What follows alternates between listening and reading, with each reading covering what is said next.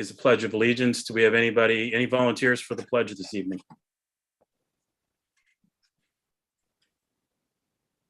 Dr. Joyner, would you lead us, please? Thank you. Let us stand for the Pledge of Allegiance. I pledge allegiance to the flag of the United States of America and to the republic for which it stands, one nation, under God, indivisible, with liberty and justice for all.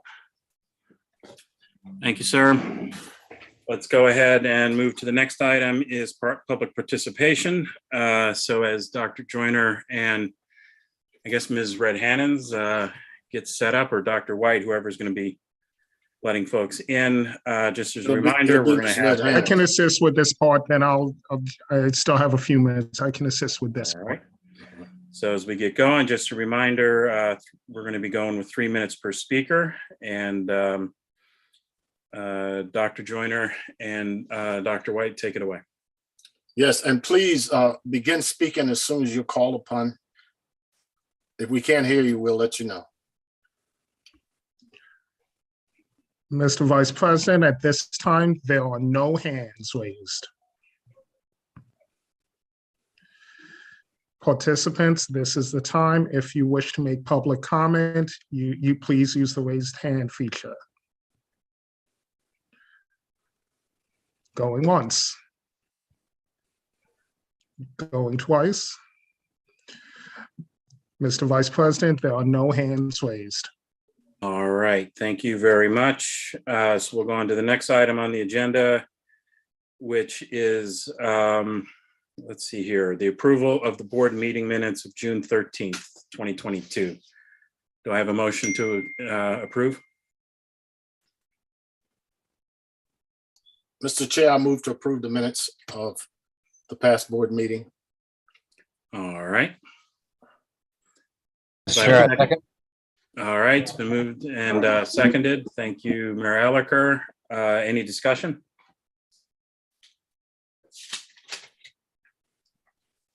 Mr. Goldson. Thank you, Mr. Vice President. I'm going to vote against the minutes tonight. I indicated a couple of meetings ago that I was uncomfortable with the list of attendees, with the superintendent listed as part of the board. She's not a member of the board, no official documentation, our bylaws, our charter, state statutes, nothing lists the superintendent as a member of the board. I don't know why we continue to list her like she is. So until that's corrected, I'm going to continue to vote against the board minutes. Thank you, Mr. Vice Chair. All right, thank you, Mr. Golden. Dr. Joyner? I would move to correct that. Mr. Golson is right. There are 7 board members, 2 students, non-voters.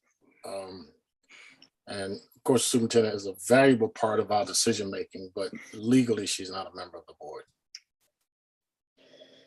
And that has nothing to do with her. I would second that motion. Was it a motion?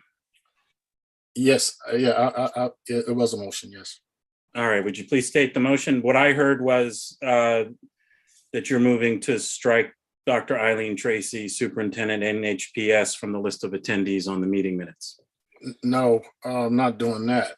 I want to clarify the distinction between her role as a superintendent and the role of board members who are actually the elected and appointed policymakers of the board. I don't want to do anything that's gonna, you guys know how I feel about Dr. Tracy, so I'm not gonna do anything that's gonna hurt her feelings.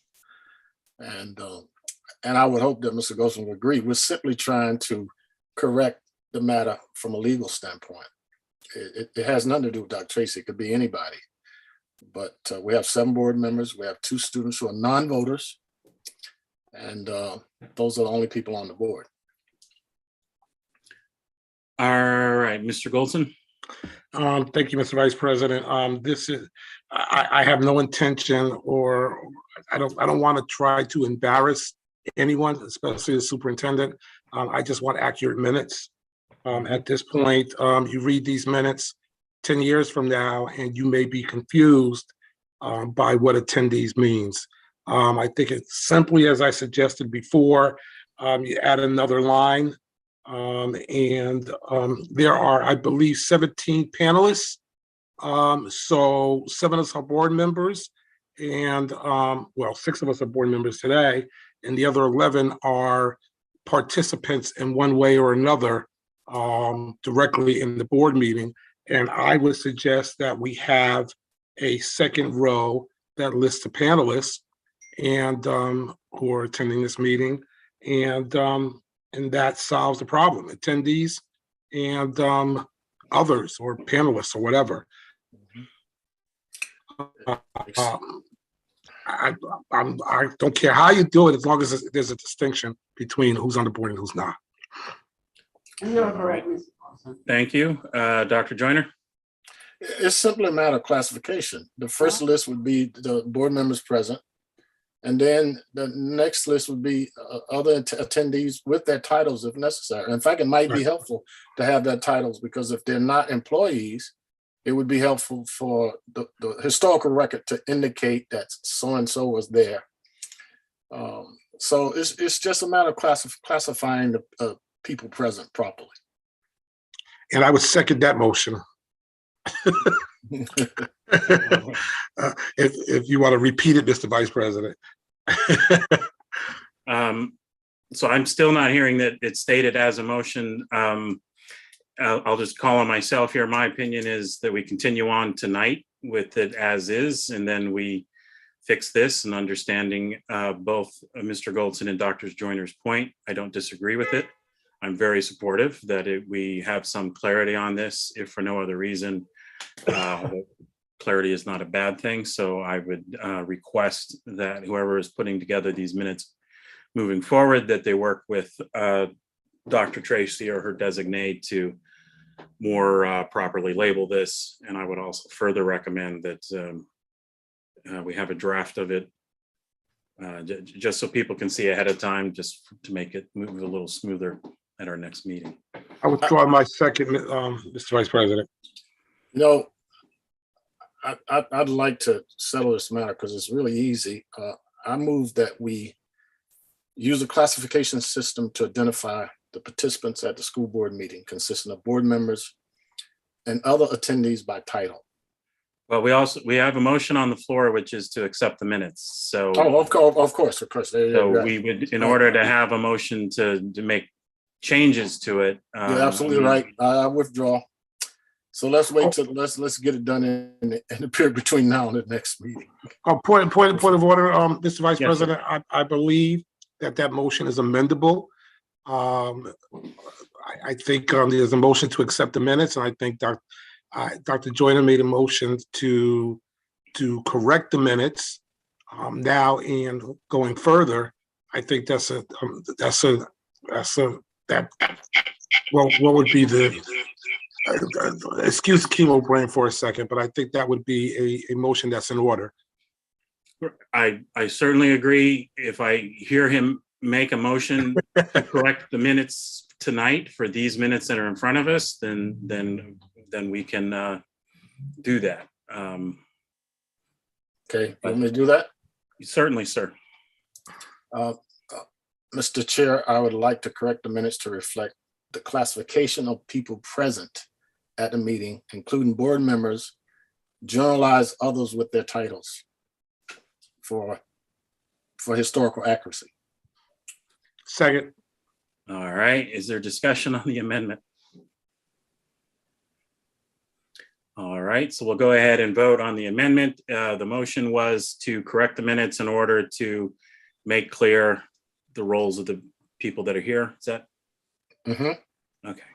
So we'll go ahead and I'll call the roll. Dr. Benitez. Yes. Mayor Elicker. Yes. Mr. Fiore. Yes. Mr. Goldson. Yes. Dr. Joyner. Yes. Let's see, President Rivera and Ms. Rahman are not here. Dr. Yarborough. Yes. I'm a yes as well, so that carries. So it is amended to have that.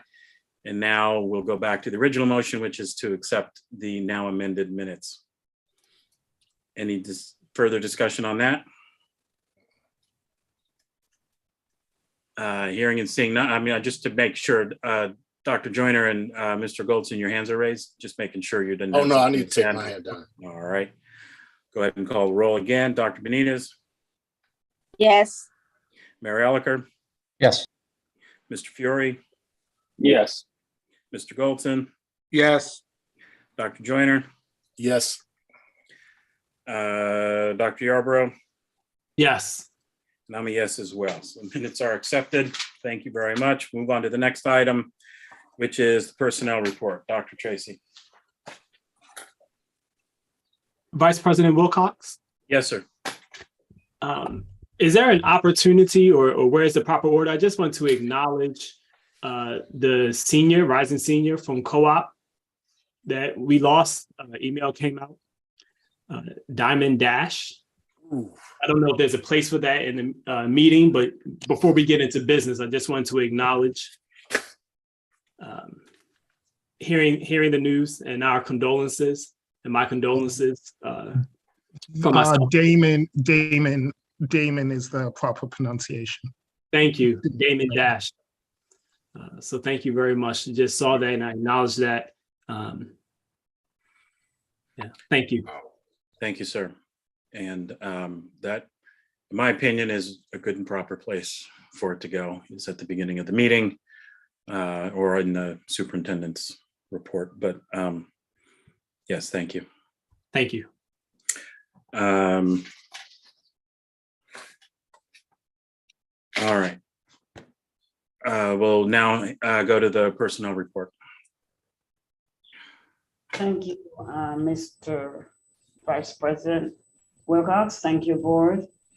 I am presenting this evening the personnel report, and in that personnel report, closes the loop of our final, at least for now, administrative appointment in terms of Lauren Sepulveda to become assistant principal of John Martinez School.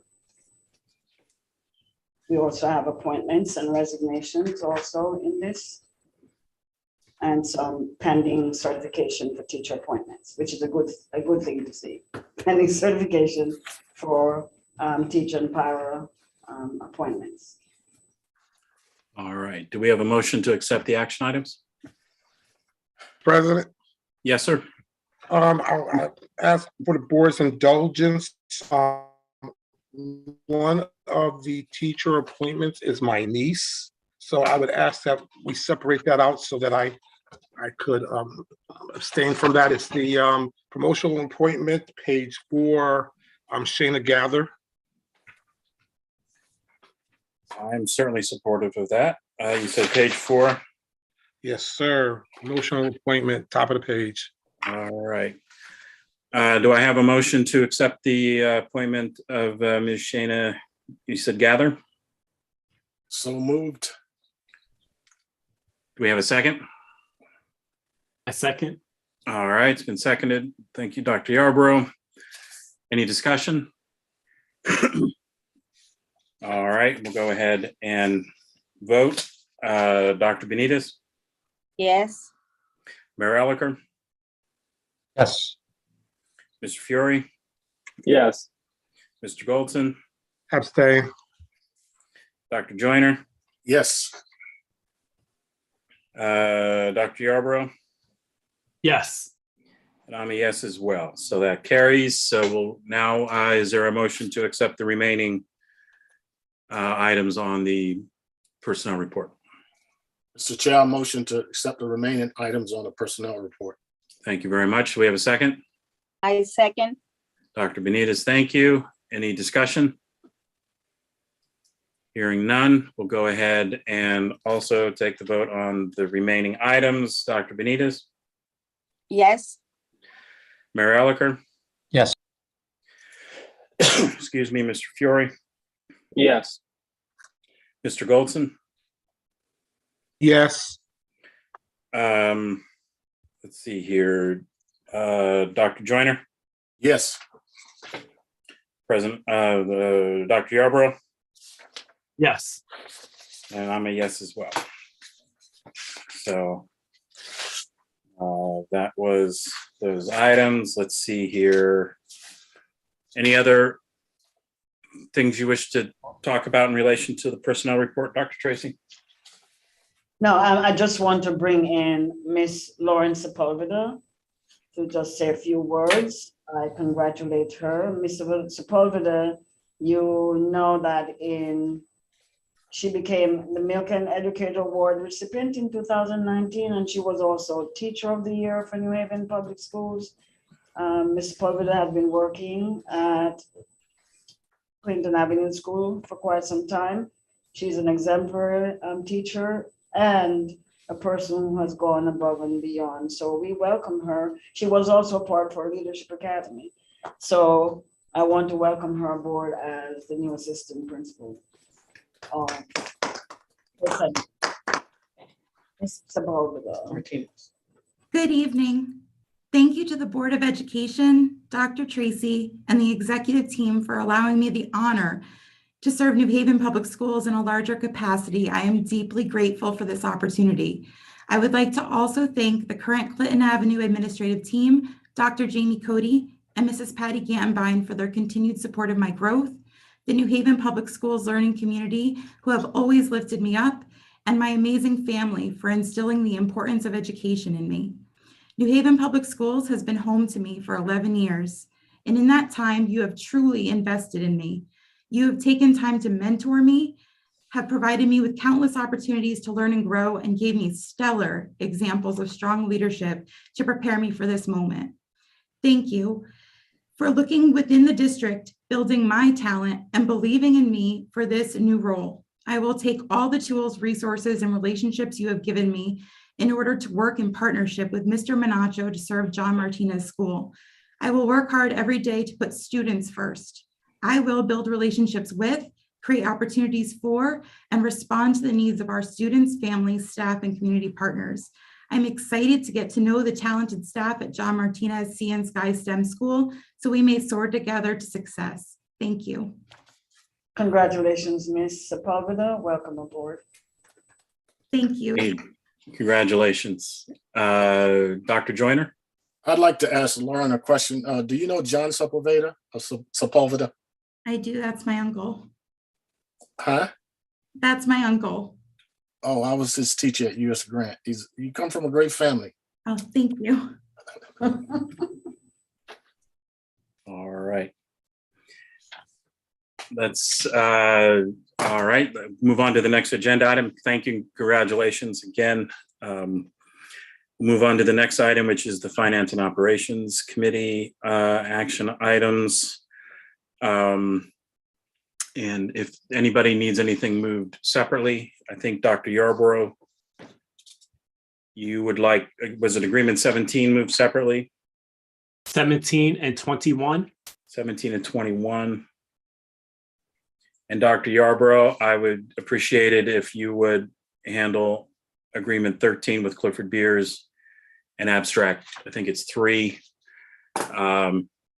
because I have a conflict with Clifford Beers. My wife works on a federally funded grant project there, and I recuse myself on anything connected to it. I think also agreement 34.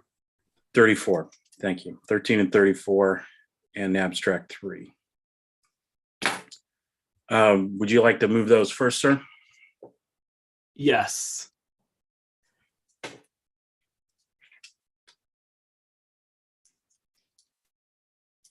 A point of order, Yes, sir. Mr. Chair. Are you Mr. going to temporarily leave the chair in order to move those? I don't think you should be. I don't think you should be running the vote. I'm not. Yeah, that's a good point. Right. Thank you, sir. I was right. I wasn't going to make the motion, but I would also be counting the votes here. So. I'll take over for a second. I'm just joking.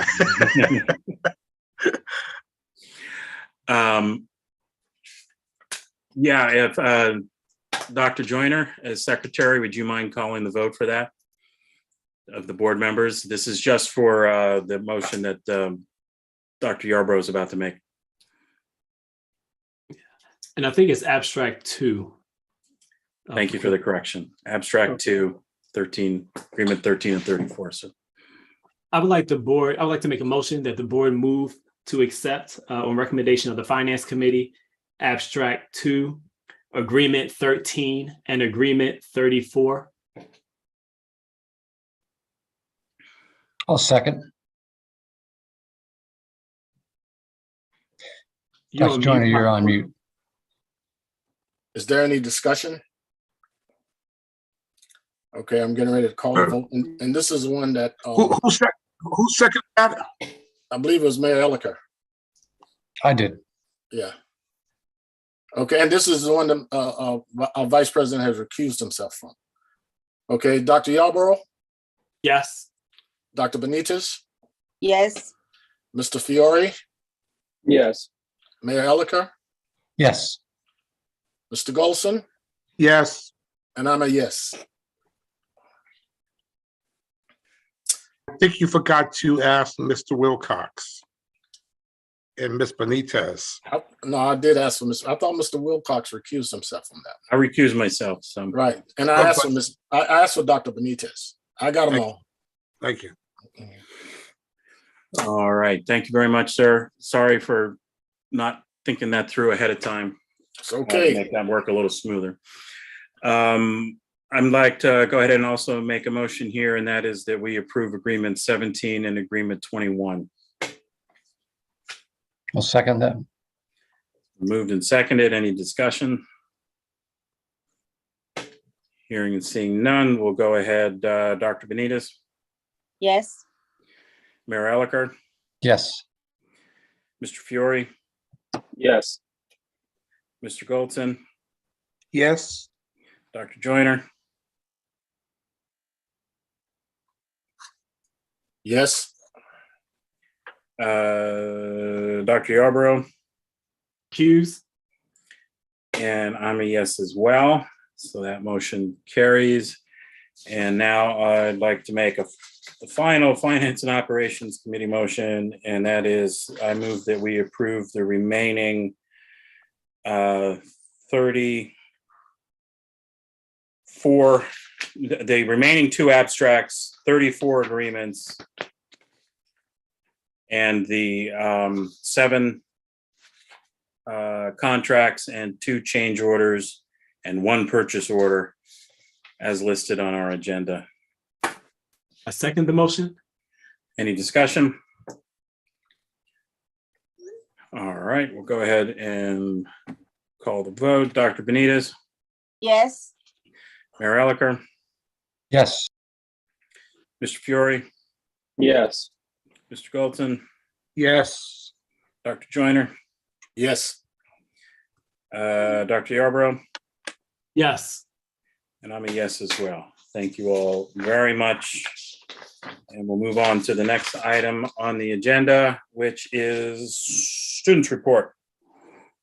Mr. Fiore. First, I would like to say thank you to each and every Board of Ed member along my 2-year journey here. I'm really grateful for everything. Dr. Joyner giving me the knowledge, his pure knowledge. I think he has so much of it that's easy to let go and give to others. Thank you to Dr. Tracy, just for everything. And, I think we agree on a lot of things, but the few times we disagreed, you understood me from a student perspective and you're able to listen to what I was having to say. And I appreciate that a lot. Mr. Elicker, thank you so much. You really welcomed me into this board right from the beginning and made me feel more welcome to say what I needed to say. And I appreciate that. Mr. Wilcox, thank you for, just if I ever needed advice or if, I was doing something wrong, you were able to tell me in a respectful way. And I appreciate that. And also, of course, coming to the Board of Ed meetings. Dr. Yarborough, although I wasn't able to spend more time with you as I would have liked, thank you for attending the Board of Ed meetings. I really do appreciate that. I say it every time, but me and the students just really appreciate the presence that you and others give at the Board of Ed meetings. Dr. White, I love seeing you in the schools every now and then. And it's really nice just being able to see you there. And every time I talk, it's really nice I'm happy that I'm able to meet you. Dr. Goldson, I'm sorry, Mr. Goldson. I really do admire you in every way possible. You're very, very passionate about even the small details. And I think that's very respectable. And I hope to carry that on for whatever I do in the future. So thank you. And if I'm going to stop here because I think I could go on all night about everything I appreciate about this Board of Ed. And I really appreciate all of you. It has been a true honor to be able to serve on this board, and I'm really grateful for the opportunity it's given me, and I hope that I could continue to do things like this in the future. So, thank you so much. Right. Thank you, sir. Dr. Joyner, you had a comment? Yeah, I can't say enough about Anthony. It's because of people like Anthony that I became a teacher. And quite frankly, people like Darnell, because we were together at Hill House from the time he was a freshman until he graduated. And I had all his siblings. I think you're a perfect example, Anthony, of a person who has a gift for expressing your opinion without insulting or alienating other people. And after talking to your dad a couple of times, and I haven't met your mother, but I can see where it comes from. I would encourage you to learn more about your Italian American history, but also recognize that you're a human being first. And to continue that work, you're gonna encounter some stuff when you get to college. But if you keep the same mindset and the same good heart, you'll be fine. And don't forget us. Come back and talk to us. Let us know how your New Haven education benefited you and prepared you for college. And you really are an example for any student in this system. And we love you dearly. And I have a graduation gift for you as well. If I could respond quickly, Please. because I forgot to say that. As a New Haven student, I truly love New Haven and everything it's been, it's given to me. I love going to a high school in New Haven. I wasn't originally from a New Haven school. I went to a Catholic school up until third grade.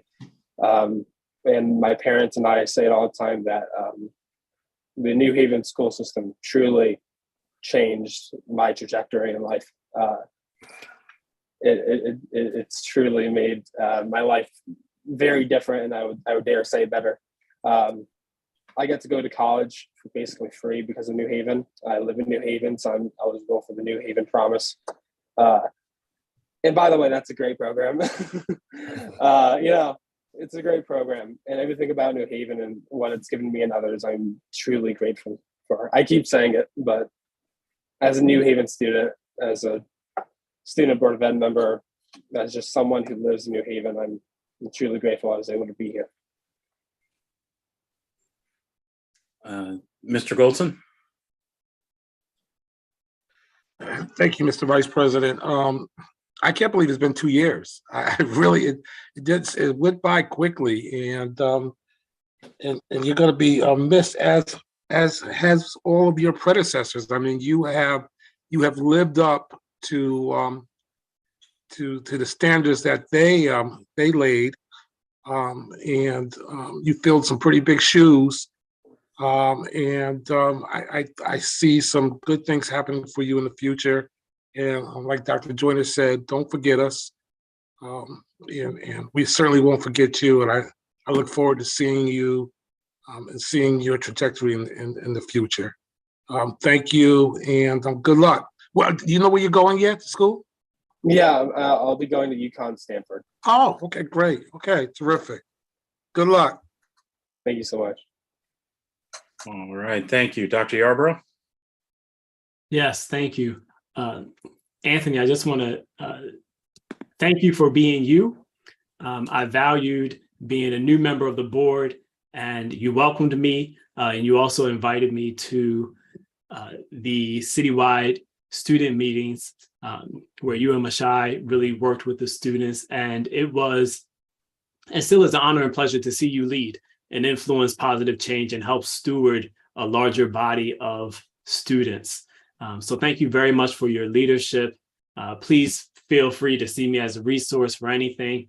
And I do hope that when I write you to ask you to be a resource and continue to provide your insight, you might want to receive you. So thank you very much for your board service, your board work, and just the example you have been for me during my time here and for our students. Thank you so much. Thank you. All right, thank you. Dr. Tracy? Thank you, Anthony. I just want to say to you that you have exemplified what a great student leader should be in New Haven Public Schools.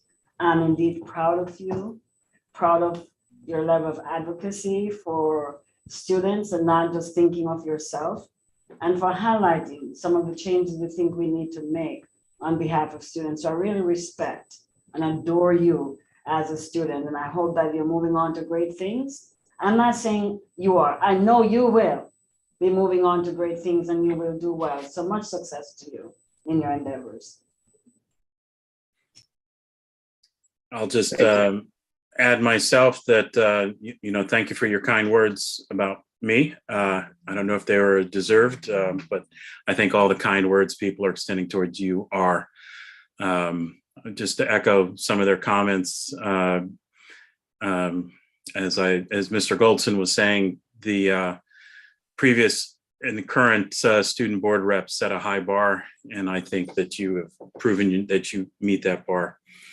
And it has been a pleasure to work with you and to hear your voice, which is very key, the voice of the students in the mix. So thank you, sir. Good luck at UConn. And then come back to New Haven.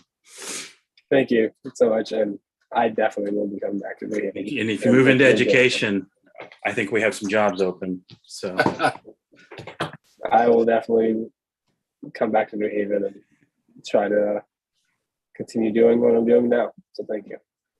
all right. Thank you. All right. Hearing and seeing no other, nobody else wanting to speak at this point, we'll go ahead and move on to the next agenda item, which is the teaching and learning report. Dr. Joyner. Yes, and I need to set the screen up, but also need to thank Ms. Velasquez for her, oh my God, uncommon work ethic. She's doing a whole lot of work to try to get policy stuff right, as well as put administrative procedures in place so that we can get a stronger yield on our staff and on what we're trying to do educationally. The state is throwing everything at her. She never complains. She just puts her head down and moves forward. So I really appreciate you, Evie. And you're doing a great job and working with the staff that you have, as well as your peers and Dr. Tracy. Thank you so much. There's a lot of, when I was teaching education history at the graduate level, one of the things I said to my students is that education is contested terrain. And they were really, what do you mean by that? I said, well, if you study the history of American education, you'll find that in the beginning, people didn't want it. And then certain people only wanted it for the elite, Thomas Jefferson being one in particular. He didn't want education for poor white folks. And now we have a system in our city consisting of people that were colonized, people that were enslaved, immigrants and refugees. And that's a context that we have to take into account when we talk about how to best educate kids. Dr. Benitez and I have been talking a lot lately about that and about how sometimes the critics of education don't have enough background and knowledge to even know how to respectfully interact with educators. So what I want to do tonight as a first step is, one, try to take the moral high ground and not point the finger and blame at anybody. And Dr. Benitez and I talked about how important that was. And two, to try to help people understand that education is not just something that teachers do in school. It is the responsibility of the entire community. It always has been. And in places where the community assumes its responsibility, you get a better outcome. So what I like to do is put the first PowerPoint on the screen to talk about the needs of children even before they get to school. So if we can get that. And if we can get it in PowerPoint and slideshow format.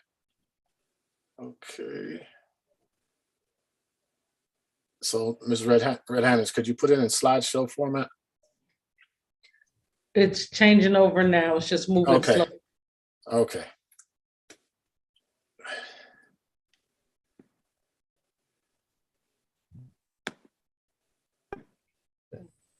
Somehow it kicked it back. And I can't control it from my side, can I? Slide, click on the slide number. He wants it. And Oh, he said, I want it. Yeah, it, Okay, while we're waiting for that, yeah, I'm gonna have to go back to the other format. okay. While we're waiting for that, I think anyone who knows anything about child growth and development recognizes that the development of a child begins in the womb, quite frankly. And the first 3 years of a child's life are critically important. And the resources that exist in the home and in the community do matter. Context does matter. And poverty is a tremendous barrier for children. A history of oppression is a tremendous barrier for children.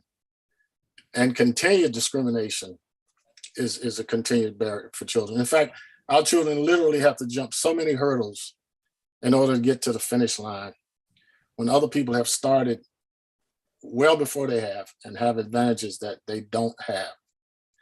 And so two people, I've met both of them back in the day. Two great pediatricians and a great child psychologist, James Comer, and Ed Ziegler, a psychiatrist and a psychologist, would agree on that there are certain irreducible needs of kids that are necessary for those children to grow into well-functioning adults. And when I do this presentation, I want you to think about your childhood, and I want you to think about your child, if you have a young child. Dr. Benitez brought her granddaughter over when we met with the Alder last week.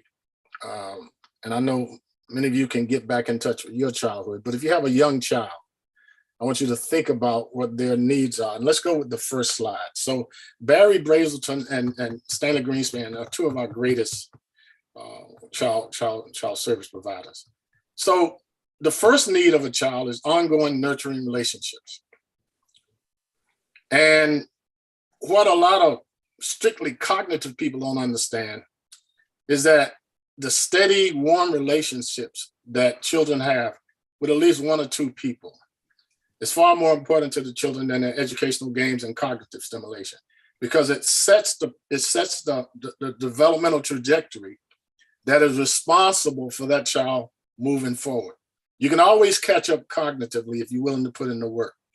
But if you've been damaged, and I've mentored a lot of kids, in fact, one of my favorite mentees is recently graduated from college and is going back to work on his graduate degree. And he had a lot of challenges growing up, and he still has a lot of challenges, as do I, and any of us who had a difficult childhood. And so the first 3 years of life are very important. And of course, the health of the fetus in utero is important as well. So the health of the mother carrying the baby is important. Let's go to the next slide. And of course, the second need is physical protection, safety, and regulation. Children need assurances of their physical security and protection from all harm. And of course, feeling protected, if you think about your little girls, Mayor Elliker, it actually aids their psychological and emotional development and security. And Jim, if you think about your children, and I think about my grandchildren, the fact that they have a caregiver around them and they don't have to have nightmares at night and they don't have to worry about drama and all that other stuff is actually building them in such a way that actually, and I believe Dr. Yarbrough will say amen to this, that it actually influences their biological development. That warmth, the plasticity of the brain, the way the brain responds to warmth and nurturing and caring actually creates a healthy brain and a healthy body. And that's very important. Physical protection, safety, and regulation at home and at school. And that's why we can't allow any threats to the safety and welfare of children in our school from any place, whether it be from adults or their peers. We have to have safe and orderly school environment. We'll go to the next. So we have 2 so far. Let's go to the next one. Experiences tailored to individual differences. There's no such thing as one size fits all for kids. No such thing. And sometimes parents have their own ideas about what they want their kids to be.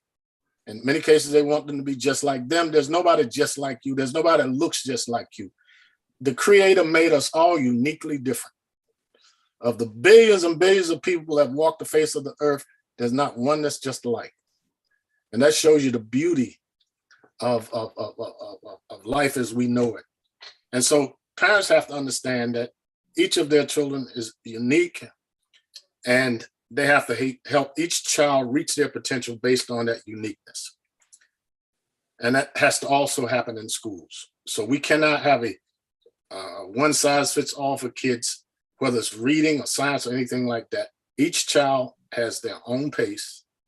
And our job as schools is to provide the differentiation that allows them to move at their pace. And it's the same thing at home. Let's go to the next one. Developmentally appropriate experiences. Oftentimes we give kids too much or too little. And it's not easy because there are no manuals that come with children. And even when you have a manual, you may not execute it the way that the writer of the manual suggests you do.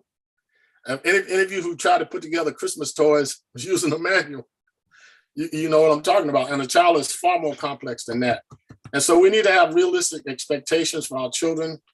We need to try to have as much stimulation for them as possible, and it should be appropriate, because all it does when it's inappropriate or when we ask them to do too much or too little, it hinders their growth and development in 6 pathways. And I can thank my father for being an understanding person that accepted me for who I was and what I was, and did everything he could to encourage me to grow and develop and to serve others. Let's go to the next one. Limit setting, structure, and expectations. Limit setting, structure, and expectations. We are allowing our children across this country and in this world to act in ways that are in the long run not in their best interest. And we have to show them how to live positively with others and how to solve problems. In fact, I've done some things in these board meetings that I'm ashamed of and that I resolve not to do again. We should never insult each other. We should always try to work together, even though we have differences of opinion, and try to work our issues out in a constructive and loving way. And we need to have some empathy with each other. I was so glad to hear Abby express her empathy for Darnell. And I have a sense, because my wife is going through some stuff of what he's going through. And I pray for his well-being, as well as that of his family. But with our kids, we have to set clear limits with rewards and consequences. I mean, there's nothing wrong with restoration as long as there is atonement for the grievance. You can't just let somebody get away with stuff. They have to understand that there are consequences. And so we have to set clear, fair limits with rewards and consequences. And we have to structure our institutions in such a way that they can help to contain and as well as improve the behavior of the people in them. The next one. Stable, supportive communities and cultural continuity. Some children walk through a minefield to get to school every day. And that's not the mayor's fault. It's not the police department's fault. It is the responsibility of all of us to do as much as we can from where we sit to create stable households, stable neighborhoods, stable sections of the city, and to promote pro-social values. I find it very sad that an institution like the church oftentimes has antisocial values, with people within the congregation and the temple and fighting. And if you look at the national debate now about certain issues, you can see that we are not a United States. And that's not good for kids. It's not good for the country. I do believe New Haven is better because of the leadership in this city, but we can do more.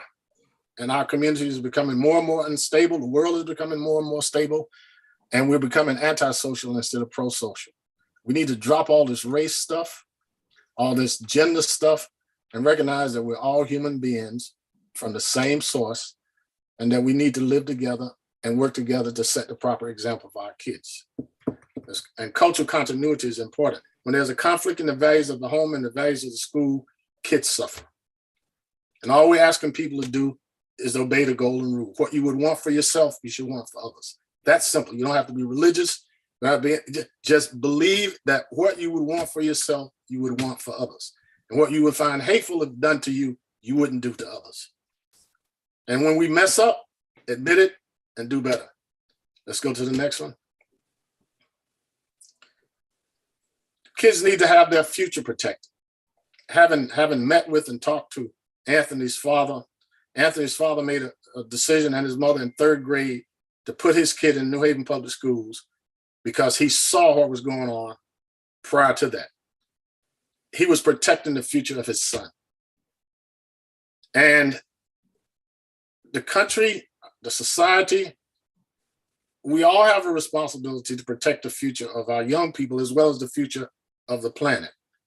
And all that we have done with this presentation is to help you understand that those irreducible needs start before kids get to school. But yet, when the scores are low, when there are behavioral problems in the school, people point at teachers, they point at administrators, mayors, and superintendents. The bottom line is that we cannot educate kids against their will.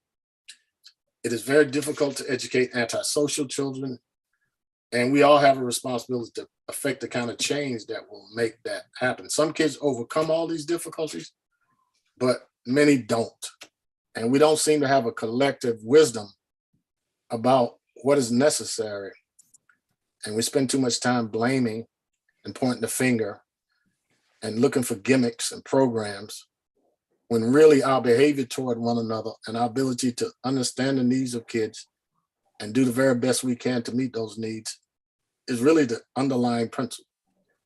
So I want to stop that presentation and then go over quickly to teaching and learning of students at risk. And this is something that Dr. Benitez and I have put together. And what I want to do is go over it real quick and give her a chance to comment.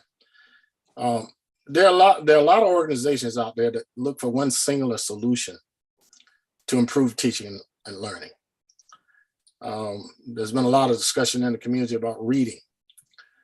And quite frankly, discussions I've heard are about really decoding, which is calling out words.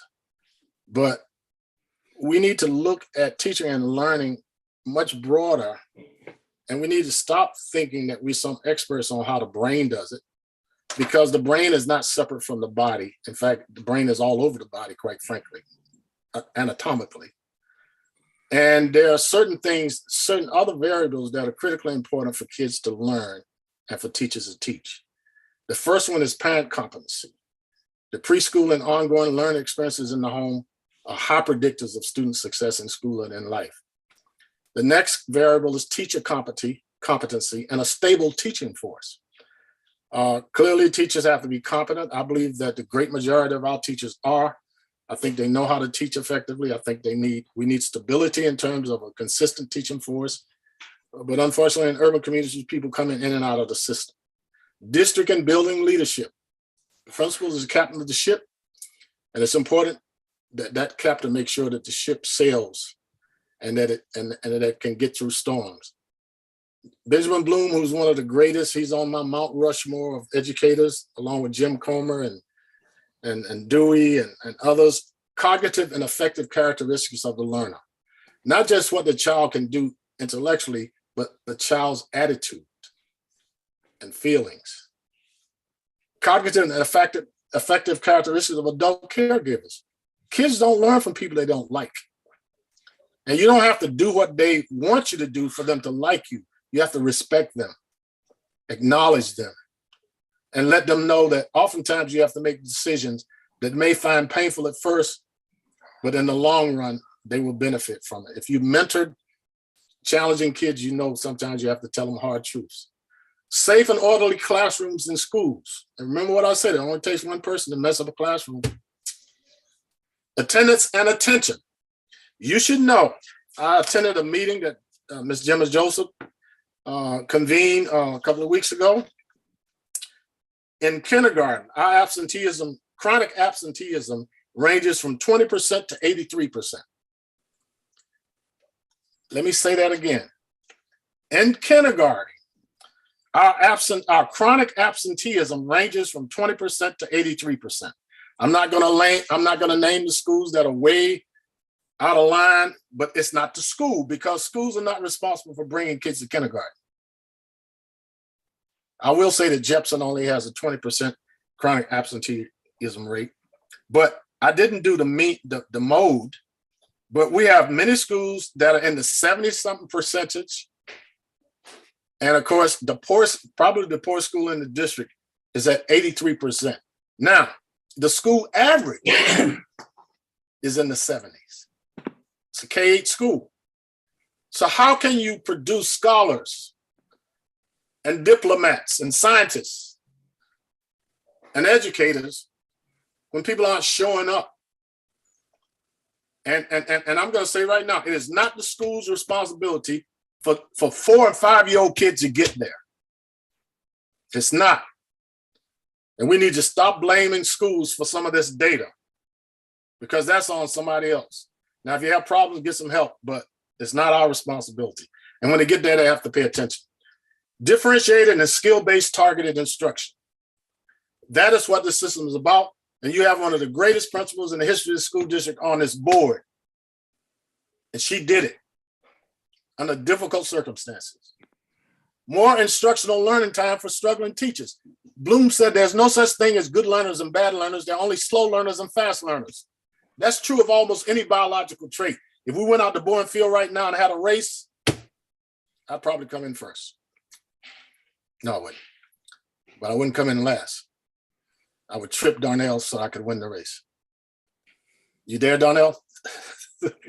And we need differentiated and skill-based targeted instruction. And Dr. Tracy is working on that. We've been doing that all along. We have to do more of it because the challenges are greater. More instructional learning time for struggling students. If politicians want to help us, they'll give us money to have learning camps and extended learning opportunity for kids who start behind. That's how you can help us. Formative and summative monitoring of instruction, mastery learning. New Haven Academy does a better job of that at any school in the district. And we ought to be looking at that example and set a standard for mastery for every skill that's critically important for learning, as well as set some standards for personal behavior. So I'm going to stop now, and I'm going to ask my colleague, Dr. Benitez, to chime in.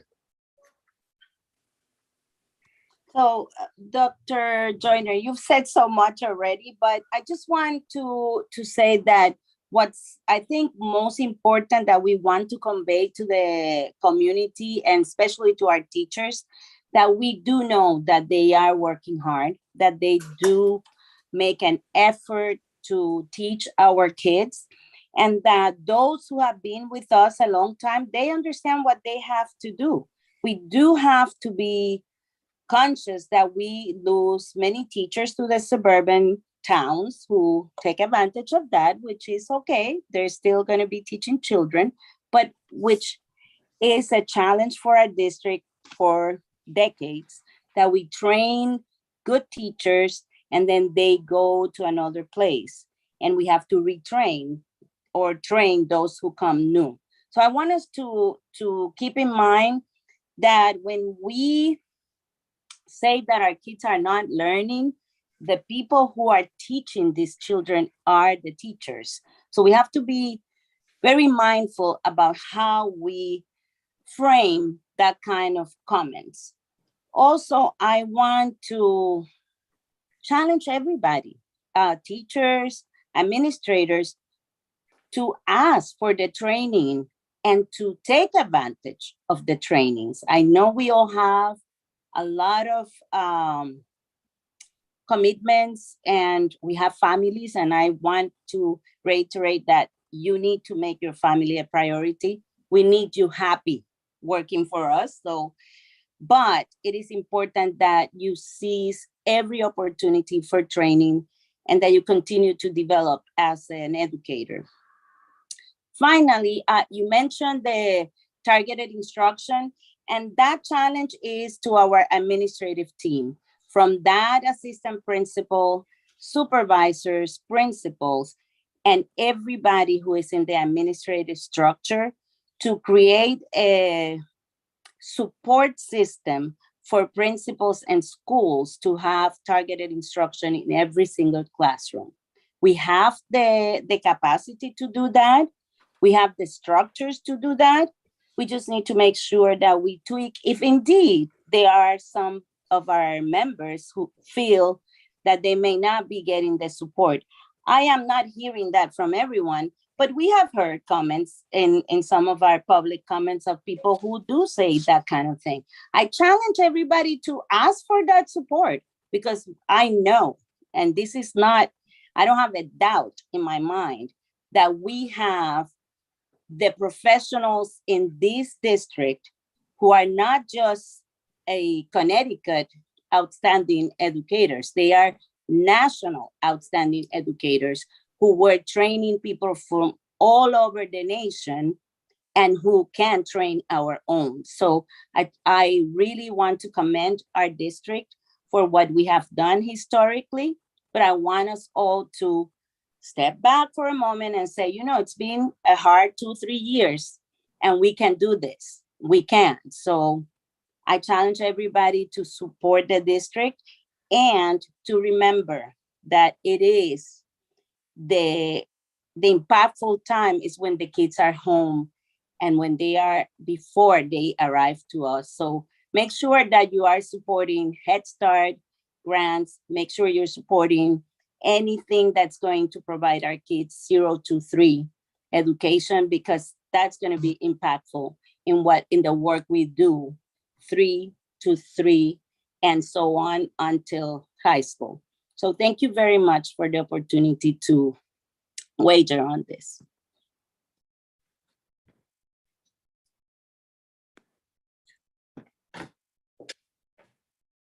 Mr. Goldson. Oh, I'm sorry. Were you finished, Dr. Joyner? No, I hadn't. I'm just going to wrap up now. I'd like to ask people to do some summer reading. One of the forgotten chapters on American education history is the impact of the segregated schools in the South, as well as the historically Black colleges and universities. And I remind people that the first Supreme Court justice graduated from a segregated high school and a segregated university, Thurgood Marshall, and probably the greatest, in my opinion, justice of all. How does a slave community transform itself into a learning community? And that's really the story of segregated schools. It's also the story of colonies in the Caribbean. Some people don't know that the father of public education in Puerto Rico was an Afro-Latino, and his sister. But that a generation or two before us, people would run to school. The immigrants sacrificed so much to send their children to school. The descendants of slaves sacrificed so much to send their children to school. And the idea of vandalizing a school or disrespecting a teacher was just not, it was unheard of. And so I don't know if you can turn back the hands of time, but quite frankly, if we can't get back to a time when people revere education, revere the opportunities for education, and respect the people that are doing their very best to teach them, then we're just going to sink farther down. And so this is a moral appeal. Let's do the right thing. I'm going to end with that. All right, thank you. Mr. Goldson? Thank you, Mr. Vice President. First, I'd like to start off by responding to Dr. Joyner's comment about tripping me. I would probably be nowhere near, in my condition, I will be nowhere near him. So you got me beat at this point. But I look forward to getting back one day. Okay. And maybe going over to Bowen Field and having that challenge that you gave me a few years ago. But Dr. Joyner, I agree with you.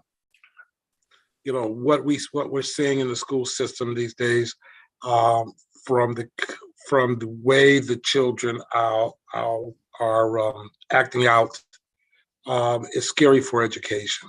I know these teachers are super committed. I don't know any that aren't. They're all heroes. They've always been heroes to me.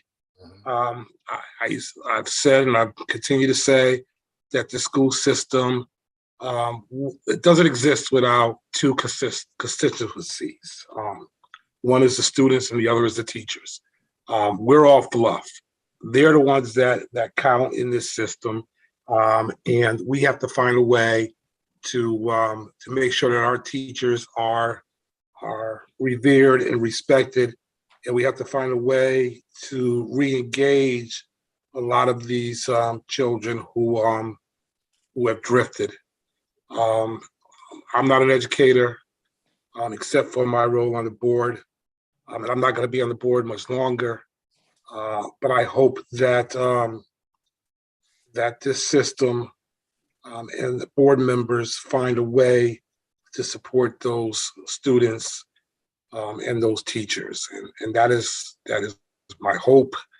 That is I know that's the goal of this board, always has been, but we have to work overtime now to figure out a way to support you guys, despite the lack of adequate funding from the as Mr. Elliker said, Mayor Elliker said on our last meeting, the lack of support from the state. Mayor Elliker said that. I'm just repeating it, just for everybody to know out there. So whatever I could do to be helpful with that cause, I will continue to do. And I look forward to my last year and a half on the board and working with you all to figure out how we could support those two constituencies. Thank you, Mr. Vice President. Thank you, sir. Any other comments? All right, we'll move on to the next agenda item, which is the superintendent's report. Dr. Tracy. Thank you so much, Mr. Wilcox. So we have a couple of updates this evening and two reports. One report will be from Ms. Connor and Ms. Velasquez, and one will be from Ms. Kishanans. But before we go there, Mr. Matthews, this is his very last board meeting, and he wanted to share with the board some of the successes from the New Haven Public Schools March Math Madness results. Mr. Matthews, I think he's on there somewhere. Ken? You bring him? Oh, we're bringing him. Promoting him now.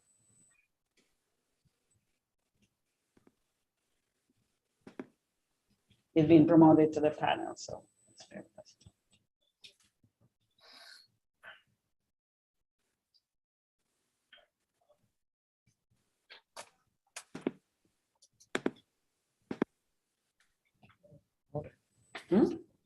He was promoted.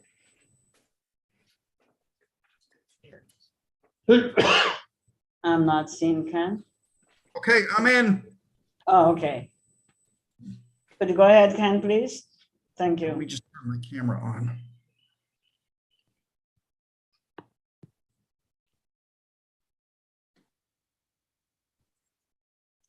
Good evening, everybody. It's nice to see you all. So this year was a year of great changes in the math department. We implemented K through 12 new intervention programs, and what we found is that when students participated in the intervention for about 40 minutes per week outside of core instruction, that they were progressing on a pace to achieve more than 1 year of progress in 1 year. And that was really our mantra in this age of post-COVID lost learning. So during the year, we found tremendous gains for students who were faithful to the interventions. Then we had one of our amazing coaches named Ron Coleman. He's the math coach at East Rock School. He said, you know, we really need to have a competition. And since the month of March is such a long month and right before our Smarter Balance testing, he said we should do March Math Madness and offer incentives for our kids. So that's what we did. A lot of our coaches went on Donors Choose and got prizes donated, and we had an all-out competition. So I just want to show you very proudly the results and some data from that competition. So I'm going to share my screen. I do have sharing rights.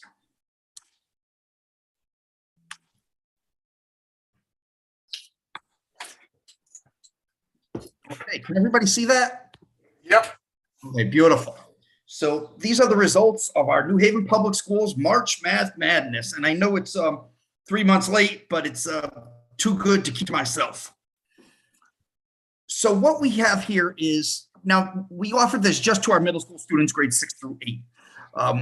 Our younger kids were really into the interventions. They were kind of game-based and competition-based, so they were really charged up. But our middle school kids are a little bit more difficult to motivate. But as you can see from this graph, in March, their participation pretty much doubled from February to March. I know February is a very short month with a vacation in there, but we could see we're in 5 digits in March, and we weren't that way in any other month. So the usage was incredible due to that competition. What this graph portrays is the mastery of skills and standards. So the lower graph means students through the intervention expose themselves to the standards. The middle graph shows that they were proficient in those standards, and the bottom graph shows that they mastered those standards with a score of 100%. So it's very difficult to get them to get to mastery level, but we can see that in the month of March, all 3 levels skyrocketed. And once again, this is just for middle school students, and this is a direct result of March Math Madness. There was so much hype by the math coaches. There was, taunting from one school to another. Kids were really into this. So now I'm going to show you some of the results. So we called the top 4 schools the final 4. And this was, we had 3 measures. One was achievement, which was a measure of where students were from March 1st to where they were on March 31st. And the top 4 schools in terms of achievement for all their middle school grades. In 4th place was Easham's. In 3rd place was Fairhaven. In 2nd place was Conti West Hills. And in 1st place was John Martinez. And what really, really impresses me and makes me really warms my heart is that 3 out of 4 of these schools are not high achieving schools. They're either middle of the road or in the case of Fairhaven, a lower performing school. So I'm just so proud of all 4 of these schools, but in particular, schools numbers 1, 2, and 3, because they really shined in this competition. In terms of the progress awards, we broke it down into some of the schools were using IXL for their intervention, and some of the schools were using iReady. So the 2 schools that showed the most progress in terms of achieving on a per student level was in IXL, it was Fairhaven, and in iReady, it was Clemente. And again, these are 2 lower performing schools, so we're just so proud of them. Then we have the awards to our individual students. And some of them are watching tonight, and we know this is taped, so I can't wait to make the video available to our kids who received awards. So in terms of growth throughout the month, in the district, our highest grower in 8th grade was Bibi Hafsa Swarwazi from Clemente School. In 7th grade, it was Mawazo Faraja from Clemente School. And in 6th grade, it was Hector Labron from Betsy Ross. We also had Effort Award, and effort represents who put in the most time. So some of these kids were putting 2 hours a week in, and for So for the district, the top 8th grader who spent the most time in this competition was Eric Mena Akatsi from Clemente School. In 7th grade, it was Josiah Valentin from Clemente School. And in 6th grade, it was Emily Lata Naranjo from Clinton Avenue School. And all of our district-wide achievers received tablets that were donated to us from various businesses in the city. We're very grateful to that. And then finally, achievement represents where they were at the very end of the competition. So let me just go back and distinguish between growth is a measure of where they were on March 1st versus where they were on March 31st, as opposed to achievement was just who was at the highest level on March 31st. And in 8th grade, it was Matus Calle Salazar from Clemente School.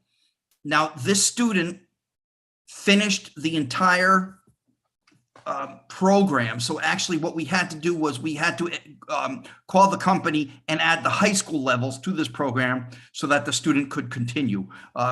She was spending about 2.5 hours a week on this program from September all the way to the end of the school year.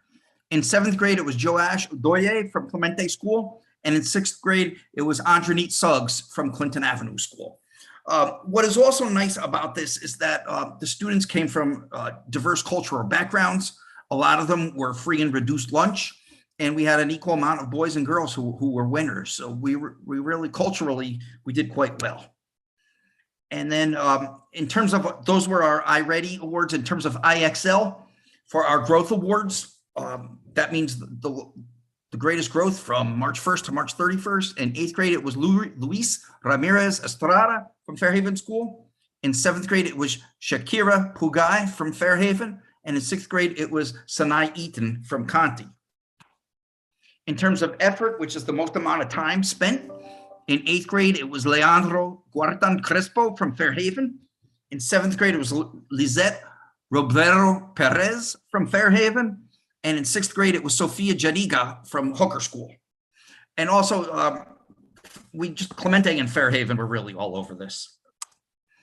And then in terms of achievement, who was at the highest point at the end of the competition? In 8th grade, it was Yancy Mestica Joseph from Fairhaven School.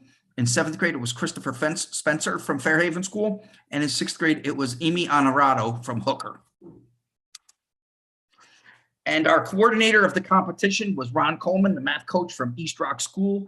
And we are so grateful for his organization, professionalism.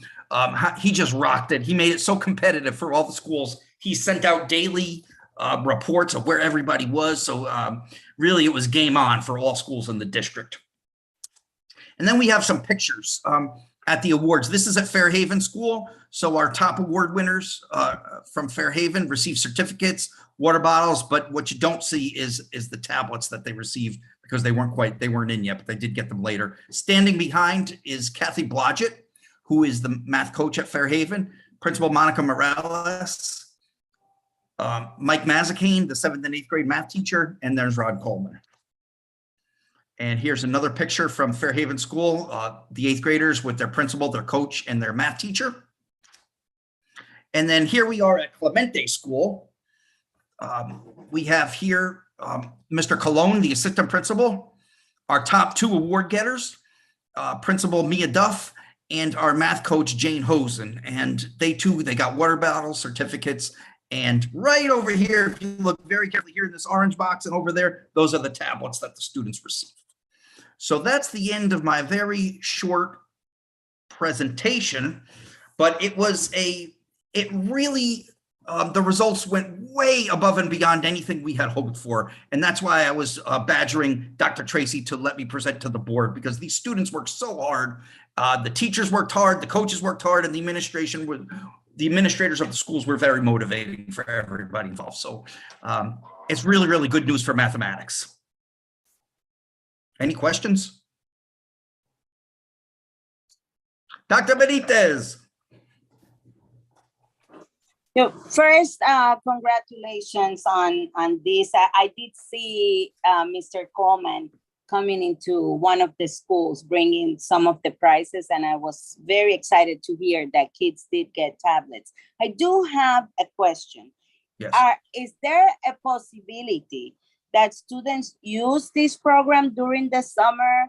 And do they have the technological resources to do that at home where they are not attending school? So it's been all set up. Notifications were sent home to all the parents, grades K through 12 or K through 11. And the companies were very generous with making sure every kid was able to sustain their username and password throughout the summer. In both cases, there's going to be a 2-week shutdown period because the kids will be getting their new teachers and things like that. So they need to upgrade the system for the fall. But outside of that 2-week adjustment period, absolutely kids will have summer access. Dr. Joyner?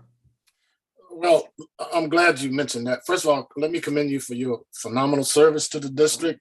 I met you coming in. I'm around when you're going out, and you will be missed. Learning loss is a real challenge for kids in our community. And are you basically saying to us that some of the kids will have access to some of this, or all of the kids that want to can have access, or what? Every kid in the district has access. That's great. Now, every kid in the district will not be using it, unfortunately, but if God had answered my prayers, every kid would be using it all summer long, because it is really, when they use this program with fidelity, and I have to emphasize, outside of the core instructional time, it results in progress, students progressing more than 1 year in 1 year. And one of the data points we have to support that is, in the beginning of the year, our testing showed that 96% of our students were working below grade level. When we got our SBAC data, which hasn't been presented to you yet, but we had, so that's 4% of our students working at or above grade level. We had 12% of our students working at or above grade level, which is nothing really to celebrate unless you look at where our students were in September. But what this data doesn't show is that kids who were like 3 and 4 years behind are now 1 and 2 years behind. So although they didn't get quite to grade level, they did progress significantly more than 1 year in 1 year. And if we keep kids on that trajectory of progressing more than 1 year in 1 year, then in time they will catch up. I think it's been proven true if you went to graduations this year and saw some of the kids that you've known over a period of time, that's exactly what happens. As the great President Morehouse said, when you're born behind in the race of life, you have to run faster. And we have to get our kids to run faster and accept that as a condition of their being successful in life. And that's a family issue as well. So I'm hoping that soon to be Dr. Joseph Lumpkin will be impressing upon parents how important it is. And Viviana, how important it is for the parents in the district that you manage, and Keisha and others, that the families have to join us in this quest. And we can do it as a community. Thank you, Ken, so much. Welcome. Thank you so much, Mr. Matthews, and happy retirement again. Thank you. Thank you very much, Dr. Tracy. Couldn't have done it without you. So the next person we have is Miss Viviana Connor, Footsteps to Brilliance, just giving an update from the last presentation. Viviana. Yes, Ms. Hannes, do you have the PowerPoint ready, queued up? Thank you. First of all, we presented the pilot of Footsteps back in December, and the ask was to come back with some data of progress on the achievement. And so I did bring some friends with me to present. First of all, thank you, Ms. Keisha Red-Hannes. She's going to be joining me in this very quick presentation, as well as Ms. Eileen Rosenthal and her team.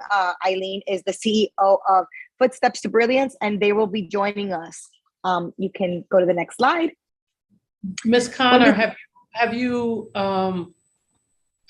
invited them to be panelists? Oh, I'm not a host. You're a co-host? Nope, I'm not. Okay, let me explain. So while you let them in, I can talk about the, oh wait. So I'll talk about the alignment as Ms. Red-Hannes lets them in, unless she makes me a co-host. I'm letting them in now for you. You can go ahead and talk about the alignment. alignment. So when we started exploring Footsteps to Brilliance during the summer, Dr. Tracy and I talked about, as I was transitioning into the district, things that are working outside and things that I've been exposed to. And I mentioned to her this program, which I was familiar with.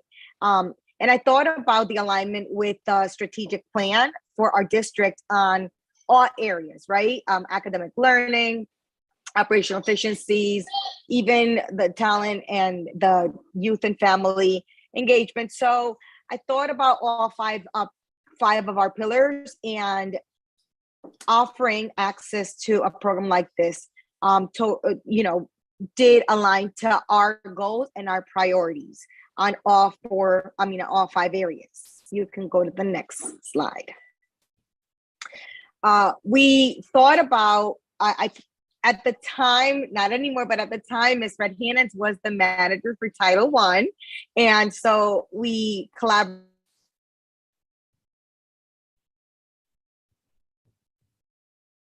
schools that were a little bit different in character, just to see how the program was able to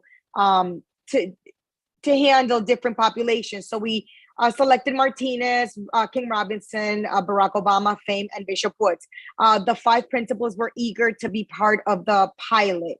And at the time, in the beginning of the inception, as we explored it, we also, again, did have input from the academic office, coaches, cabinet level. And so we decided to select just 5 schools and see what the program can lead us to. Next slide. I am going to now turn it over to Ms. Eileen Rosenthal, who will be presenting the couple of next slides. Thank you so much. Well, just by way of background, Footsteps to Brilliance is an award-winning pre-K through 3rd grade literacy program, digital literacy program, that has been proven to accelerate literacy. But what it does is it allows teachers to personalize instruction, but also allows parents to help their children. One of the really important things that Footsteps to Brilliance does, and I hope New Haven will be a part of, is making cities model innovation cities. Do you mind turning the next slide, please? As a model innovation city, many people have talked about the importance of reaching parents before their children even come to school, leveling the playing field, and actually making sure that the parents become their first teachers. When one is a model innovation city, Footsteps to Brilliance actually provides a grant to reach these parents, to provide the resources that they need and the services even before they reach school. And that's something that hopefully in the future we'll be able to talk about. Next slide, please. We really make it very easy for parents and students who come from different backgrounds to use the program. There's lots that's built in to help with the instruction. And we have a very unique toggle switch where page by page you can go from English to Spanish. Next slide, please. And most importantly, we actually customize our program to what your teachers are teaching. And this is one thing that your teachers really loved. And we loved working with them in that regard. Next program, please. Next slide. Our professional development is also customized. We're really happy to say that all of the teachers in this program went through level 1 training. Some went through level 2 training. We had personal office hours where they could ask questions daily, anytime that they wanted, and actually spent 2 days with on-site visits, talking to every teacher and making sure that any question they had about the program was answered. Next slide, please. I would like to turn this over to my colleague, Eugene Narciso.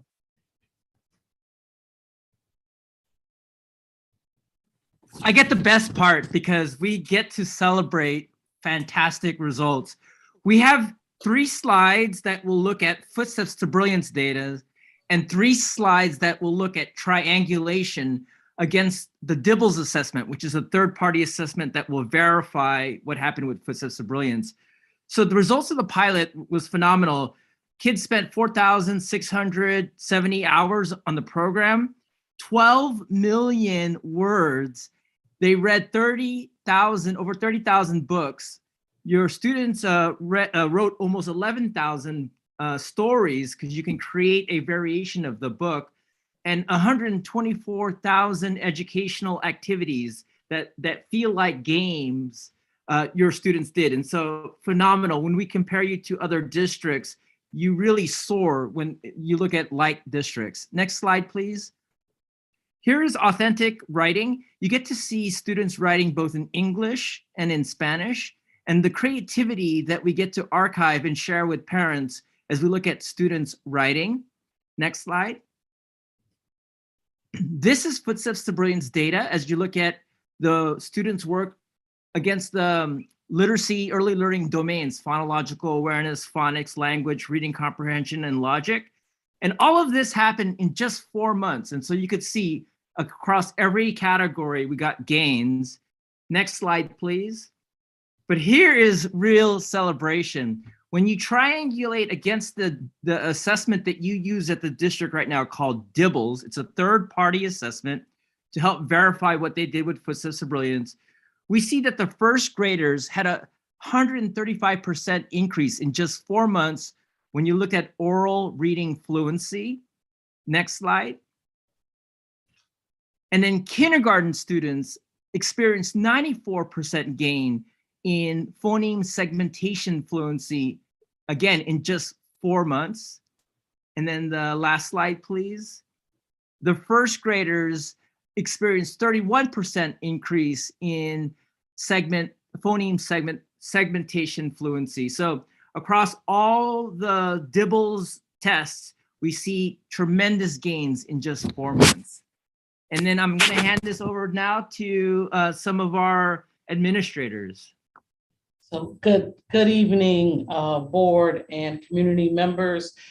So you've seen the data, but what's important to us is always, what are our practitioners saying about the actual program, the tool? Is it user-friendly? Is it something that they see that's beneficial for their students? And so we're going to bring before you to speak right now is one teacher and Ms. Gross Hernandez from Bishop Woods, who utilized the program, as well as Ms. Flo Chrissy, principal of Bishop Woods as well. So I'll turn it over to Ms. Gross Hernandez first. Hi, thank you so much for allowing me to be here and talking on behalf of my experience with Footsteps to Brilliance in my classroom. It's an honor to speak to you all tonight. So we were one of the schools who piloted Footsteps to Brilliance. We used it primarily during reading groups while our students were working. While I was pulling groups, our students were working independently on Footsteps to Brilliance. And I really noticed a difference in one of my students in particular, and I shared with the Footsteps to Brilliance people as well. But I had a student who came in with just really low, not a lot of reading skills. And it was very frustrating for him to work through where he was at in the classroom. When we worked in small groups, he had low confidence and was very, very easily frustrated. And it was hard for us to really make meaningful progress in the classroom because of his frustration level and where he was at.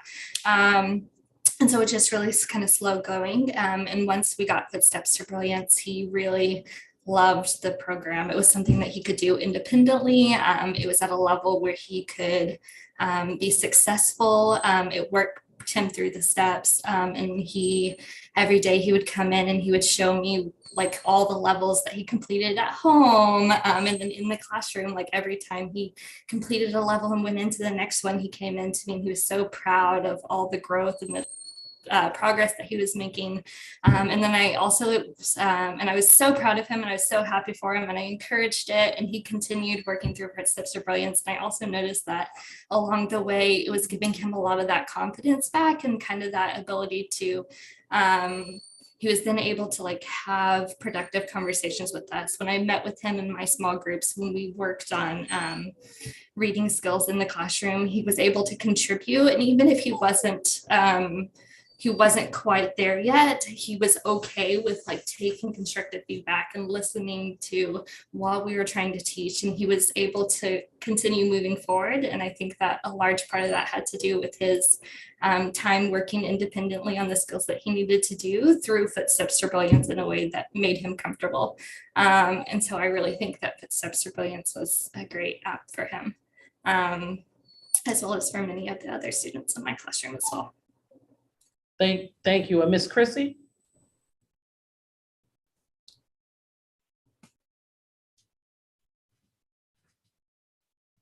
Flo, you're muted. Thank you very much. I really think that Footsteps to Brilliance improved our overall DIBEL scores, especially with the PSF assessment. I know that our kindergarten in the fall, they scored like 3-point-something% proficient, and by the end of the spring, they went up to 48%. And in first grade, the phonemic awareness assessment in September was around 8%, and our first grade students actually went up to 51%. And I believe this happened because, one, the teachers did use it in the way that Ms. Hernandez spoke of. The children really loved the program. They didn't see it as learning, and they were able to use it at home, and the parents were also able to help the students at home with the program. The teachers and I really liked it because of the reports that it actually produced. It produces reports, all color-coded, easy to read, where it shows the students that are already mastered the certain skills. Then it goes into a yellow color that shows the students who are almost there for mastery. And then there's a third color that shows the students who need more intensive help.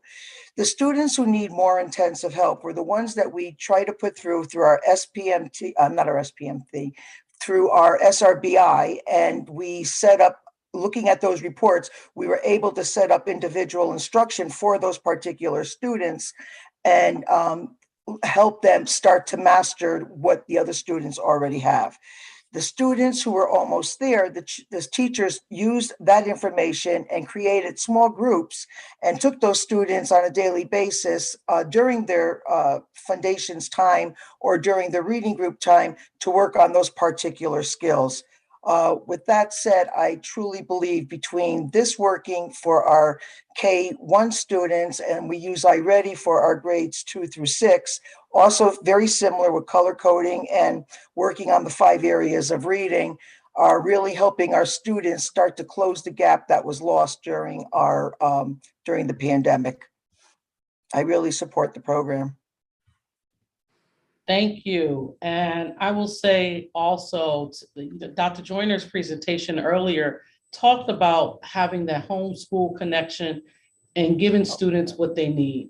And this program gives a great balance on what students need, because students are able to work at home on the program as well as in school. But as you heard Principal Chrissy discuss, we're allowed to individualize the programs and provide differentiation. So we'll be offering this summer in 4 of our sites, summer school sites, the Summer Climb program, which is a continuation of the program from the spring. And you can see it's an in-person curriculum, it's teacher guided. There are ELA units, and you have daily lessons for our students to engage in. But our students that were in the pilot will also have access to the program to continue pushing forward with their learning while at home. And so parents, we're asking to make sure our students get on for at least 45 minutes a week and continue to soar, because we are so proud of them and all they've accomplished to date. And with that, I'll turn it over to Eileen. Well, first of all, we want to thank you so much for letting us be part of the wonderful New Haven educational system.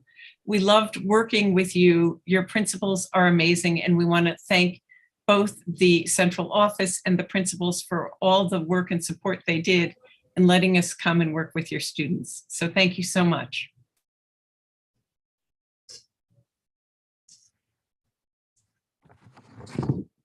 And that oh, go ahead, Keisha. that concludes the presentation. Dr. Tracy, I'm not sure if you want us to take questions now. Okay. Okay, hold on. Are there any, thank you for the presentation. Are there questions from the board members before we move Dr. on? Joyner? You muted? When I did my presentation earlier, I talked about how any good program should be founded on great principles, proven principles. And what you just saw is an example of that. And I took notes, Abby. First of all, it's a high interest program. And there are 3 variables in learning: interest, attention, and memory. If there's interest, then there's attention, and then it's stored in short-term and long-term memory. Meaningful use. Students are more likely to do something when they find it useful. And human beings are more likely to do something when they find it useful. It's aligned with fundamental reading principles. You know, people were saying we don't teach phonics. We teach phonics, phonemic, grammar. Every teacher that enters into a teacher prep program in Connecticut learns that is a foundational skill in reading. Ease of use. It was not an intrusive program. I mean, you guys can use this for advertisement if you want to. Frequent monitoring of instruction. Ron Edmonds proved that years ago when he did the research on effective schools. Frequent monitoring of instruction. Feedback and correctives. Reward and reinforcement. And it also taps into student competitiveness. And the summer school is an example of the Learning Academy that I talked about. Any system that makes sure that any curriculum innovation meets these criteria. You don't have to worry about the kids taking books home, they'll steal them. And we don't want them to steal them, but that's what happens. And they'll bring them back though. So again, high interest, meaningful use, aligned with fundamental reading principles, ease of use, frequent monitoring of instruction, feedback and correctives, reward and reinforcement, taps into student competitiveness, and teacher friendly. It doesn't try to tell, oh, you should be doing what we're doing over in Texas or Baltimore or Washington. Really? And summer school is an example of learning academies. I had to put that in, I'm sorry. Thank you guys, you did a great job. Thank you so much, Dr. Joyner. You're always an inspiration, always. All right, thank you, Dr. Yarborough. Yes, thank you for this presentation. For this conversation and also what Ken Matthews presented, I appreciate the ingenuity and also the schools and teachers stepping forward to pilot and to see what works and to work and see what can be applicable to our communities and our districts. I have a question about one of the items listed, I think the second to last slide, the summer climb, and it said out of the box and all lesson materials are print ready. And I want to know if you can talk a little bit about that point about the lesson materials being print ready, and specifically what materials are print ready in the home setting. Is that an option or a feature of this program where parents can switch between an electronic device and also actual printed material? Thank you so much for asking that question. Let me tell you that what we did for our summer climb, we found that very oftentimes because of the incredible 24/7 pressure that is on every teacher and administrator, that come summer school, oftentimes the teachers really need to have their lesson plans very directive, because sometimes the teachers who are teaching may not be the same teachers, you know, who teach that subject matter during the school. So our print lessons, whereas usually on a digital program, you want about 15 to 20 minutes a day, no more than that of screen time, and then extension. All of those extension activities for the teachers are printed so that we have game cards and we have different sheets where the children write. However, when they go home, we have an entire shelf for summer school, what we call a shelf. It's a digital shelf. And daily they can be practicing those same skill sets and reading books but it's all digital. So at home, they'd be doing it digitally. At school, they'd be some digital too, but because it would probably be 2 or 3 hours, we've expanded it so that they cover the full amount of time that the student is with the teacher. And that's the printed side of it. Thank you so very much. Thank you. Dr. Benitez. So my question, first of all, thank you very much. I'm glad that you were able to present this to us tonight. As I said previously, I know our district is constantly making sure that they're up to date on what's happening in our schools and what our students need, and always finding new ways of improving what we are doing for students. But I want to ask a question, because I know that once the kids are gone from school, sometimes parents may not know where to find the resources, how to connect, that kind of thing. And what kind of contacts do you have with parents? And is there anybody, and this could be for the administration, is there anybody who is supporting the effort for parents to know that indeed this is available to their kids?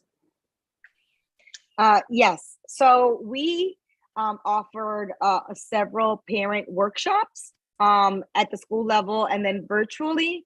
Also, the schools were very hands-on in sending home a lot of materials as a reminder that the application, the platform was not only available in a school device, but also on their phones, on their iPads, on whatever device that they had. So at the onset of the platform, at the onset of the adoption of the program, all of the parents had that piece of availability to ensure that this was readily accessible. When we looked at the minutes of how much minutes students were spending on the platform, many times, if you looked at the slide that Eugene presented, I think it was the first slide on the data, you saw an increase of minutes. And that told us that not only were the students using the app at the school level 15 minutes, but they super exceeded that. And so we understand that parents always are reinforcing it. And you know, one of the things that Ms. Gross did share was that her student, that was one of the pinnacle things that her student took advantage of, was the outside help and the support from the parents' devices that was available to them. So it's all about access. We did have, I think it was last week, we held a virtual workshop for the summer to reinforce that. Although it wasn't well attended, the intention was there, and we will be planning another one once summer school kicks off, just to remind parents and keep it in the forefront. As far as in-house, the schools are well versed in the program. The principal, all 5 of them, took a lead on it. They had buy-in. We meet monthly with them to check in. So we do have that support at the school level. And then as a backup, we have the central office level support with the folks that have been working with Footsteps. And if I would add, just, we did an on-site walkthrough of each school. And I think this helped for ease of use for our staff members. They were able to meet with the Footsteps to Brilliance staff in person, get all of their questions answered. We even were troubleshooting technology. So it made it real easy for the users, which were our staff members, to implement on top of the professional development hours that they also received. You're welcome. All right. So I had one quick question related, or maybe a couple quick questions related to this. And I don't know that I need any answers tonight, because maybe teaching and learning would be a better place for some of digging into some of the data. But a question I would have is, you know, any pilot program, you're going to want to compare the data against schools that weren't in the pilot. And so I'd be interested in knowing, for those Dibble scores that were presented, what did it look like in other schools that weren't using this program, just to help gauge the effectiveness of this. And then also, if there's any, it'd be interesting to hear information about what plans are for the future regarding this particular program and our reading programs in general. So, but again, that might be better at a teaching. We'll get back to you. Yep, we will certainly get back to you with those updates at a later time. Thank you very much. Absolutely. All right. Okay, thank you, Ms. Viviana and the folks on Footsteps to Brilliance, Ms. Hannons, for sharing, giving an update to the board. We will continuously give updates when we are trying out new things, because I think in New Haven, as Dr. Benitez has pointed out, there are several things that we're trying, because Dr. Joyner said there are different types of students and different needs. So we land something that fits certain, type of student, and it works for them, then it works for them. Again, the whole notion, one size does not fit all. That's the underlying piece. One size does not fit all. And we have different groups of learners who will require different methodologies, different programs, different strategies to reach them. And we need to arm our teachers with just about everything they need so that they can address the needs of our learners. So thank you so much. At some point, I'm sure Ms. Velasquez will also talk about Set for Success as we move on, but that's another thing that was being tried. Okay, so now that takes us to another update, one other program that was being tried, this time at the high school level, and that's our Hcat program for Hill House High School. Ms. Keisha Hannons. Yes, and good evening once again. We're going to move from the babies to the older kids as we look at our Hcat program. And I think I just got Denise Charles in. And so if you can recall, our Hcat program is our Health Careers Academy pathway at Hill House High School. Presenting with me this evening, I have Dr. Salerno. Can you say good evening to the board, Dr. Salerno, please? Good evening, everyone. Sheila Salerno, Gateway Community College. As well as Assistant Principal Denise Charles. If you could greet the board as well.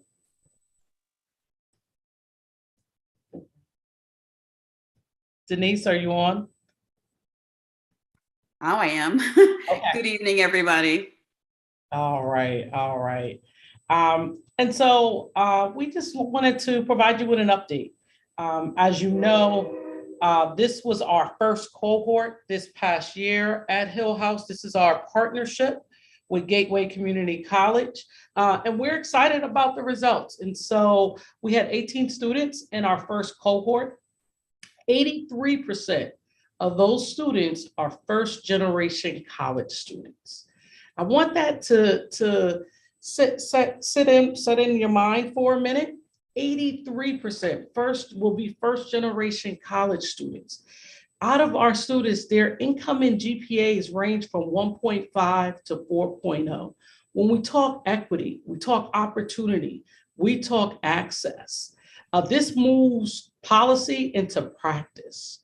This is the reality. We're breaking down barriers with this program. We're shattering glass ceilings, and we know our students are smart enough if provided with the opportunity.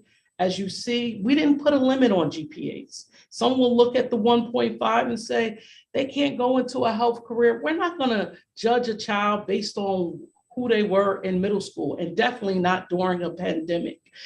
So when we talk Hcat, we want everyone to understand this is our barrier breaking program. This is our equity and opportunity access program. And this is a program that we need to model, not just in New Haven, but across the state. And so with that said, I'll turn it over to Dr. Salerno. Thank you, Keisha.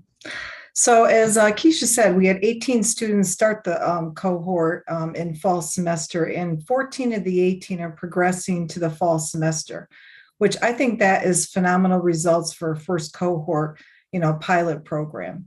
And 4 of those students actually earned straight A's for the entire academic year. Next slide, Keisha.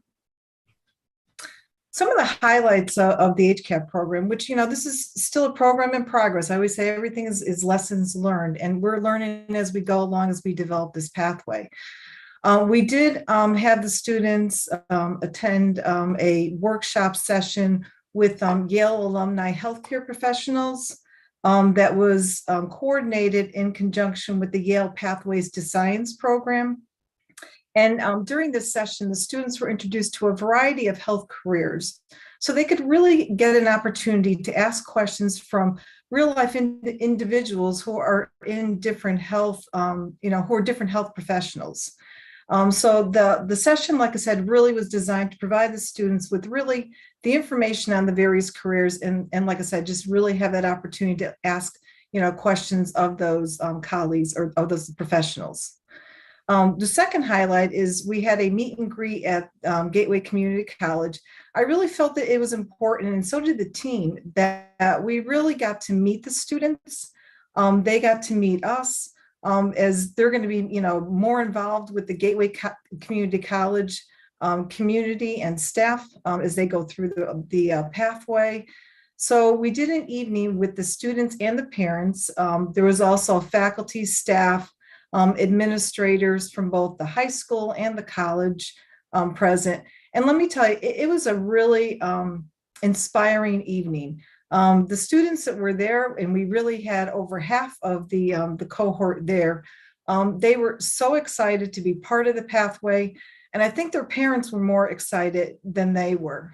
They really were just they felt so blessed that their students were going to have the opportunity to not only earn college credits but to be involved in a health career pathway. Some of the parents were in health careers already. They were working as PCAs, but they said that they wanted more for their children. So they really wanted them to start earning those college credits early on so that they could go into higher paying healthcare jobs when they graduated. We also gave them a tour of all of our labs at Gateway, which are really state-of-the-art, phenomenal labs. And the students were really just, like I said, enthralled by all of the high-tech equipment that was in all of those healthcare labs. So again, just a great event. It was wonderful to see the students, and I'm really looking forward to seeing them again in the summer enrichment program that we're offering this summer. We felt it was really important that we stay connected to the students throughout the summer. And we also felt that it was important that we really prepare them for the English 101 course that they're going to be taking in their sophomore year. We feel it's going to be a little bit more challenging their sophomore year because they're taking English 101 and they're also taking HIM 101, which is a medical terminology course. So they're going to be taking 6 credits, 6 college credits this upcoming academic year. So we really wanted to prepare them for the at least the English course. So one of the Hill House teachers, Mr. Barbero, is going to be teaching the enrichment program this summer. He's got some great ideas to really engage the students. He's going to be using medical terminology and medical to like really give them medical scenarios and kind of integrate that into the English curriculum so that not only will they be learning the English concepts, but they'll also be integrating it into a medical, framework. So we're really excited about that. That's going to run in July. And I know Denise is going to go into a little bit more detail about that later in the presentation. And then we also had tutoring support that was offered on Tuesdays from Yale University students via Zoom. And we felt that this was an important piece that we actually pulled in later in the academic year. And really, this is one of our lessons learned, as Keisha will talk about later, going forward about actually introducing tutoring right from the beginning. We had 4 students that actually took advantage of the tutoring that really needed the tutoring. They were students that were struggling. And the Yale University students were phenomenal with those, high school students and really trying to help them to really kind of get through the semester. So again, this was something that was offered a little bit later in the academic year, but definitely is going to be used going forward. And then really, when you think about it, one of the, I think the biggest highlights of HCAP so far is we have 14 students that already have 3 college credits and they're only freshmen. You know, they're just ending the freshman year in high school. So they're well on their way, like I said, to earning many college credits and then also entering into some health careers that are really going to be beneficial for the community. So, like I said, just some great stuff going on with these students. And Denise, I'm going to hand it over to you. Thank you, Sheila. I just want to say that I have been honored to work with the students who have been a part of this program this past year, getting to know them, talking with them about their aspirations and so forth. We wanted to make sure that they stayed connected and also were prepared for their next step in the program, which is the English 101 preparation class. And with that said, we are having a boot camp. We call it a boot camp, but it's going to be a fun camp from July 18th to the 29th. So that's 2 weeks. We wanted to give the kids a college experience. So what it would actually be like to be on the Gateway campus as opposed to having to go to the Hill House for the program. We wanted them to feel like they were getting ready for college, truly. So the program will take place in the South Building at Gateway this summer. And Mr. Barbero is going to be the facilitator. He will be, I believe there are going to be 12 students participating in the boot camp. The boot camp originally was not part of the original agreement that parents signed off on in the beginning, so we couldn't make it mandatory, but going forward, we will for future classes. So we have 12 students participating, and they will, as Sheila said, learn about different medical fields of work. They will be taking field trips in order to get them more engaged and acclimated to what they really can do moving forward and how vital this program is in helping them to get there. We also were able to secure or partner with Youth at Work. And we had some students who were concerned about not being able to work and earn any money during the summer. So we also are giving them an opportunity to work in the afternoons because the program ends at 2 o'clock. So it's from 9 to 2. And it is a virtual program that they will be doing where they're able to work and gain funds for their summer fun and going forward. So we were very happy about that partnership and how it worked out for the students because it was a win-win. You know, we were able to engage more students with going to the program because they will be able to do both, go to the program and work. So very excited that there's going to be a new cohort, and we also were able to get t-shirts made for the kids, all of the kids in the program, due to Yale's generous contribution. And so the students in the fall coming into the program for the second cohort will receive t-shirts, as well as our first cohort students and staff. Thank you. And so as we move forward to the 22-23 academic year, our counselors have completed recruitment as far as going into the K-8 schools.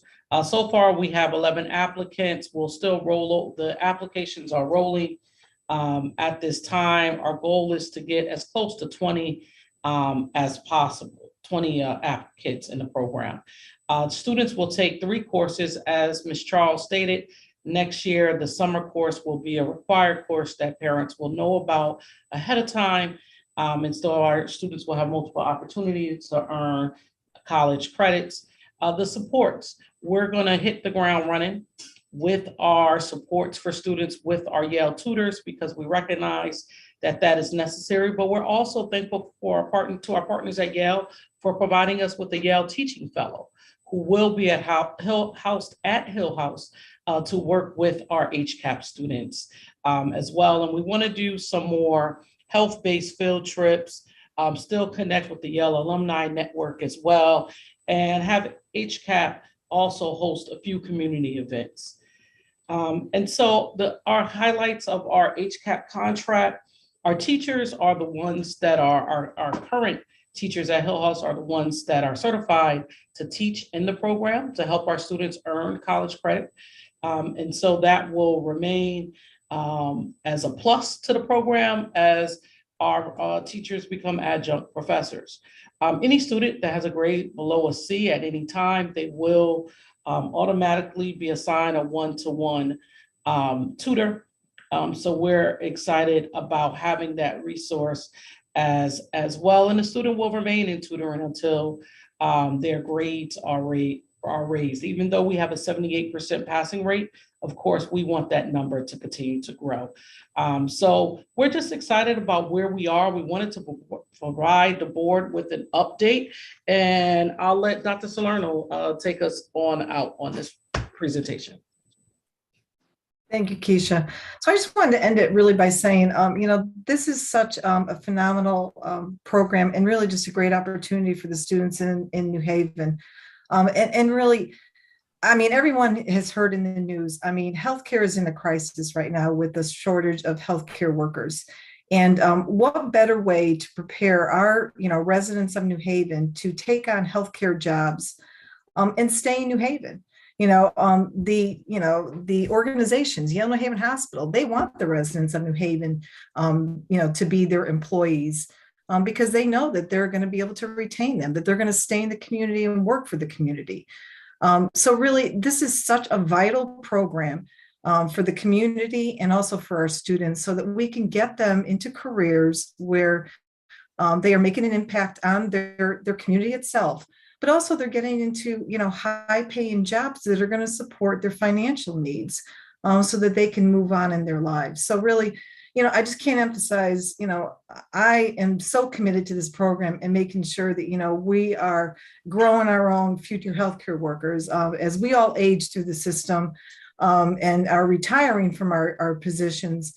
We really need to start encouraging, our youth to go into health careers so that we have, someone to be taking care of us as we age in the system. So again, I really, thank you for your support of the program. And we are really looking forward to continuing with additional cohorts, watching our current cohort just continue to grow and succeed. And I'm really looking forward to when they hit grade 11 and they start taking some program courses, at the college and really get into, the careers that they're really interested in. So thank you. Thank you so much, Doc. From Gateway and all the participants, Ms. Hannons and Ms. Charles, for making this presentation to the board. I just need to say that it's in keeping with our mission and vision of New Haven Public Schools. What is it we say we want to do? Provide opportunities for students. And I think as many opportunities as we can provide for students, the better off we will be, and supporting them in exploring those different pathways that are there for them. So again, thank you for being there as partners with us. Gateway Community College has always been great partners with New Haven Public Schools, and you continue to be one. So thank you again for your support of New Haven Public Schools students. Thank you. All right, thank you. Are there any comments or questions from the board? Dr. Yarborough? Yes, thank you for the presentation and just taking the time to share with us and those who are listening some of the work and opportunities that are available to our students. I appreciate, maybe this is the science background in me, but I appreciate just the experimentation and the tweaking as you go along, where you take something that is potentially a good idea and you continue to move it forward, make adjustments, and then expand who has access to it. So thank you for kind of putting the partnerships together that span a variety of organizations and presenting something that our students are interested in and are achieving personal and professional gain. So I look forward to hearing more about this program and what you're learning, what we're collectively learning, and maybe also one day to hear from the students of the program, maybe from their graduation around what impact this has had and what recommendations they have for other students who might be considering taking advantage of the opportunity. So thank you very much. All right, thank you. Dr. Joyner? I'd like to echo what Dr. Yarbrough said and thank you. This is a great blend of college and school-based people. I also think it proves that we have the expertise within the district to solve most of our problems. And I'd also ask that you say to Dr. Brown, Dr. Terry Brown, the president of Gateway Community College, how much we appreciate him. He was here working at Yale for a time, and then he went to Tennessee, and I'm glad he's back. And he certainly has a lived experience that will add to his ability to run that school. And Dr. Tracy, thank you for orchestrating this, Ms. Red Hannons, Ms. Charles, and Dr. Salerno. I mean, women are going to save us. So thank you so much for what you've been doing. All right, thank you very much. Any other comments or questions? Is that the end of your report, Dr. Tracy? Yes, that ends my report for this evening. Thank you. Thank you very much. We'll move on to the next agenda item, which is the president's report. We have no president here tonight, so there shall be no report. The Head Start report, just extremely briefly in the interest of time, just to let everybody know, as you've heard, the Head Start staff is moving. I think they just moved in the last week or so into their they moved from the out of 54 Meadow, and now they're in at Celentano at the annex building, and I can't remember what that's called. Observatory. And the second thing I wanted to mention is we did go over the enrollment numbers, and enrollment is always key, as we've heard tonight in quite a few times, the importance of early childhood education, Head Start being a great program for that. And staff shared the different things that they are doing to increase enrollment, and they have hired some staff for this summer to be at things to help people sign up, so that that's not a barrier to get the kids in our great Head Start or other pre-K programs. So if there's no comments or questions on that, let me look here. Dr. Joyner, your hand is up. Was it up from before? All right, Dr. Yarbrough. Yes, thank you. I could be mistaken, but I think I've seen perhaps billboards or some of the advertisement that was brought before the board and the board approved the investment. And if that is true, that I'm seeing correctly, the advertisements seem to be really engaging, and it caught my attention in terms of the resource that is available to parents and families for enrolling their student in school. So it's really nice to see just the tangible evidence of a plan following through. And I look forward to seeing kind of the data in the future of how there's increased enrollment or participation, perhaps because of the investment and really getting the word out to families. So thank you for just the partnership and bringing that forward, the partnership with the organization that developed those resources. All right, thank you very much. And I was just thinking, I did see one of the billboards recently as well. So it is good to see that stuff going on, and we should see Head Start folks' presence at different community events through the summer as they're working to sign people up. So next item is the Citywide building, school building committee report. As I always remind everybody, there is an extensive report that's always posted in the meeting, for the meeting materials for that, posted in the Citywide section of the website that Mr. Lamb and his team puts together. One thing that I'll add to that is we did have a discussion about PA systems. We've heard some recent concerns from some that PA systems are not working in buildings. So we had a report from Mr. Lamb on that. He's, I believe, will be adding information about PA systems to that stewardship report for the future.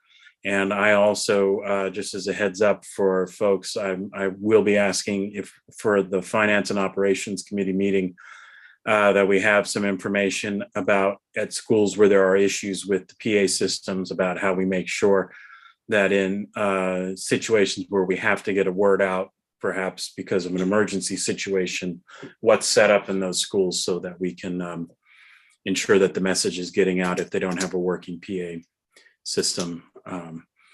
So seeing or hearing no comments or questions related to that. Finally, just the finance and operations report.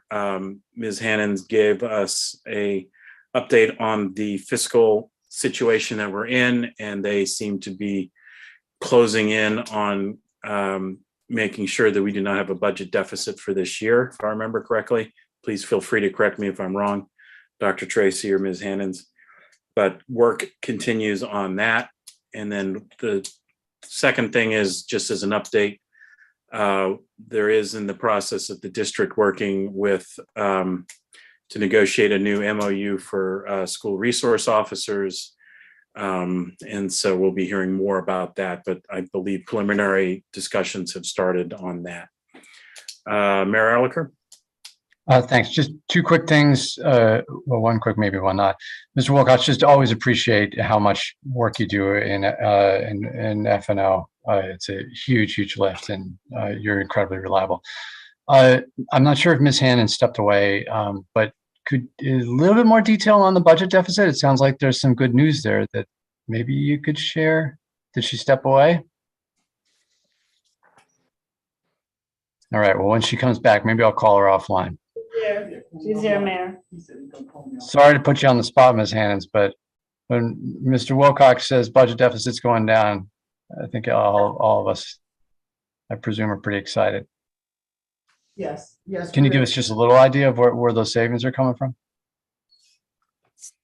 I'll also add, as she's getting ready, is that in our board packet, they did the report that was presented at F&O should be in our board packets as well, that has all the typical details of everything. But thanks, Mr. Wilcox.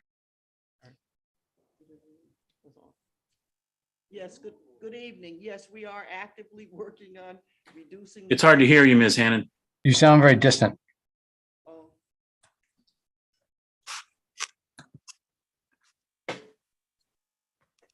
Ms. Hannons, I'm happy to follow up offline. Okay. And we can also, request that we get also information presented at the next meeting, F&O next week. So, all right. Next item on the agenda is a governance report. Dr. Benitez.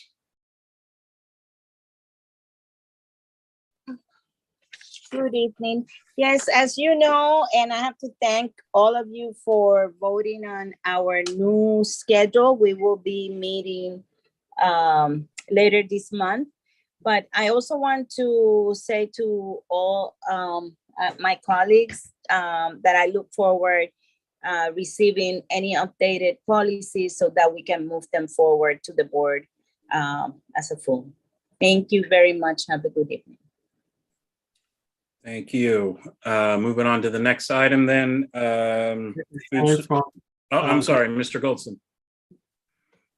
Just had a question. I know a couple of meetings ago, there were two or three policies that were first readings. And did I miss a meeting where we voted on those policies, or have they been held up? We didn't vote on them. All right, so there's still eventually coming to the board, I assume. Can I answer that, Mr. Golson? The first reading was for a preamble to the teaching and learning policies.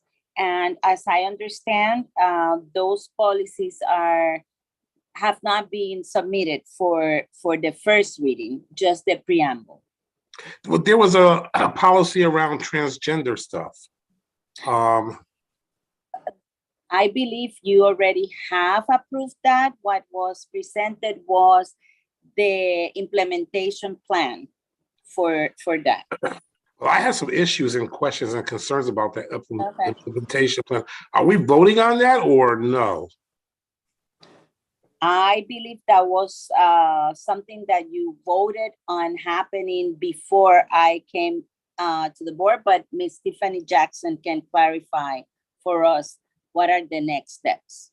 Please do, because I don't remember ever voting to allow young children to make decisions without their parents' approval. And I'm concerned about some of those items that were raised in that policy clarification or whatever that was that we had a few weeks ago.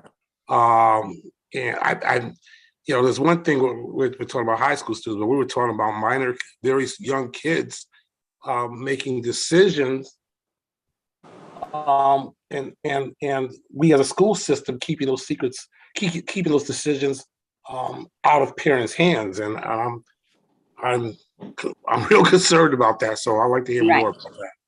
So Ms. Jackson could clarify some more, but what you had voted on is on implementation of how we treat students who have those needs, and not us promoting or teaching or any of that. It's more about how we work with the kids, and yeah, and part of it is as a response to law, both federal and state. So I would like Ms. Jackson, is she here, to explain a little bit more about how that works in our district.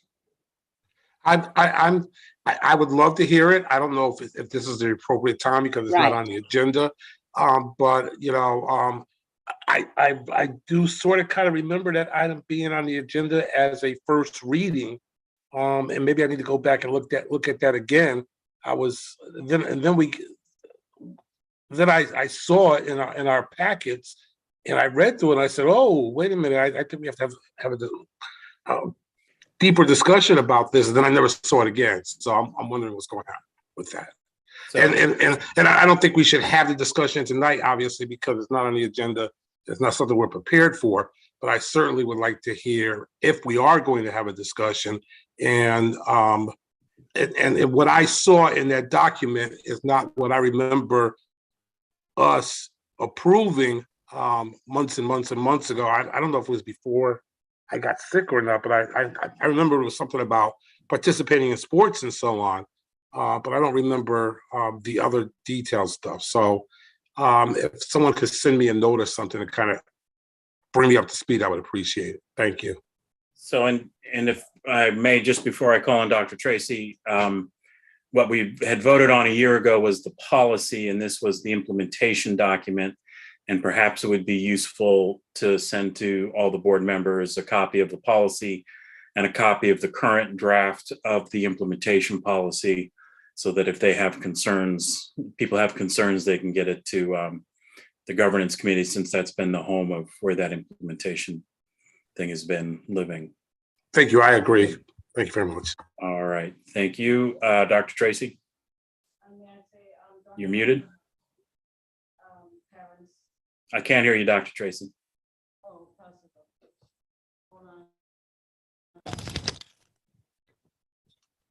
I've had some parents asking about similar things that Mr. Golson is talking about. And my response has been, nothing can go through unless the board approves things. And first of all, if it's something that's going to be curricular based, it has to go through teaching and learning, and which engender a lot of discussions before anything can be adopted, even into policy, teaching. If anything that's going to go through curriculum, and I'm sure some reporters reach out to Eric Petoskey, and he refer them to what we have in the Michigan model, health model, that is germane to just the high school students and not to elementary students. So more to come on that. I think before any policies or anything is passed, it has to first pass through the teaching and learning committee and then the entire board, and after engender parental discussion before some of these things go through. So we ought to be cautious about that. And thank you, Dr. Tracy. And to clarify, the policy did pass. It passed, I believe last year. Was it last year? The policy has passed, and so it'll be good for us to send out the information to the board to remind what the policy is, and what we're discussing is the various implementation pieces, because of course every policy has implications, particularly when it involves things like restroom facilities, locker rooms, power school, and a variety of other things. So it'll be great for us to have that. But the policy is in place, and so that's implementation is what I believe is under discussion. And sounds like it needs more discussion. It certainly does. So I'll make sure that for our next meeting and for our report, I will have Ms. Jackson give a little bit more information about it. And I will make sure that she sends out the information that you've requested. Thank you very much. All right. Looks like the next, is your hand up, Dr. Tracy? Okay. Looks like the next item is Food Service Task Group report. Dr. Yarbrough. Thank you. Just briefly to continue on last meeting's report. So we will have a next task force meeting next month. But there was planned a summer blitz for this past weekend for June 25th to talk about summer meals and let the community know that summer meals is coming. So the summer meals started today on June 27th, 2022. And one of the, I think, differences that I want to highlight from the pandemic, so there was opportunity to bring the food home for students and families to take the students' food to the house and eat. But because of federal policy, what was reinstated had always been the case. The students are to eat the meals on site. So that's one change that students and families may experience, that as the meals are available at sites around the city, they are to be eaten there. So that's a little bit different from what happened during the time of COVID, where meals could be taken home and eaten there. So that's all for the Food Services Task Force. And I'll just add one thing, because I was able to be at the event on Saturday where several groups working together in Hunter, Connecticut, United Way, New Haven Public Schools staff did start the summer meals blitz, did canvassing in various neighborhoods about the possibilities. And we also had late breaking news in a letter read from Rosa DeLauro about Friday afternoon. I believe the Senate passed something that might change those rules. And presumably President Biden will sign it if he hasn't yet. I believe it's supposed to be this week, which might go back to what it was last summer, but it was a late breaking thing. So that was, I imagine we're going to be hearing more once the real implications of that thing that just was, like I said, was passed by the Senate and the House, I think Friday afternoon. Great. Dr. Benitez?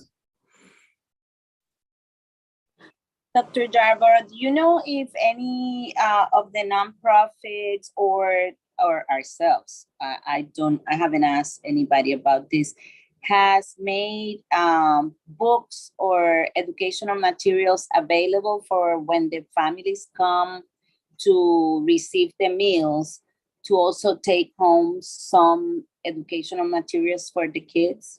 I do not know. I think that's a wonderful question and suggestion. And I think it's definitely an opportunity for our partners to collaborate around reading. There are two initiatives that I think that will support. One is the summer reading challenges that are coming from our libraries through the mayor's office, I believe. And then also the superintendent who has spoken about a certain set of reading materials or a library being in each student's home. So that is a wonderful idea. And I will bring that back to the committee to see what partners might be available during that time. Thank you very much, Dr. Benitez. All right, let's see here. Next item on the agenda is an executive session. Dr. Tracy, you had your hand up? Yeah, I just wanted to say that the teachers union is also joining with New Haven Public Schools through working through JEMA to donate hundreds of books to our families to add to their libraries. So I just wanted to point that out. That's Thank awesome. you. All right. Thank you. Next item on the agenda is an executive session. So, and it's going to be an executive session for concerning the evaluation of Dr. Tracy. So I'm going to make that motion now. I've been informed we're not going to be discussing a contract renewal of the transportation director this evening. So we'll make the motion that we move into executive session pursuant to Connecticut General Statute 1-26A, Ray, the discussion concerning the evaluation of a public officer or employee, Dr. Eileen Tracy. In the executive session to begin with will be the board members, and if needed, we will be calling in Dr. Tracy as well. So do I have a second? Second. All right. It's been moved and seconded. Any discussion? Mr. Golson? A quick question. Why are we not discussing the contract renewal? Is that something we should be concerned about? I mean, I know that the contract's expiring soon, so. I mean, are we planning on having some sort of an emergency meeting to deal with it, or we're not going to deal with it at all, or? Mr. Golson, I'll explain offline. I still have your number. I said, Okay. Okay. Okay, thank you. All right. So hearing no other discussion, we'll go ahead and take the vote. Dr. Benitez?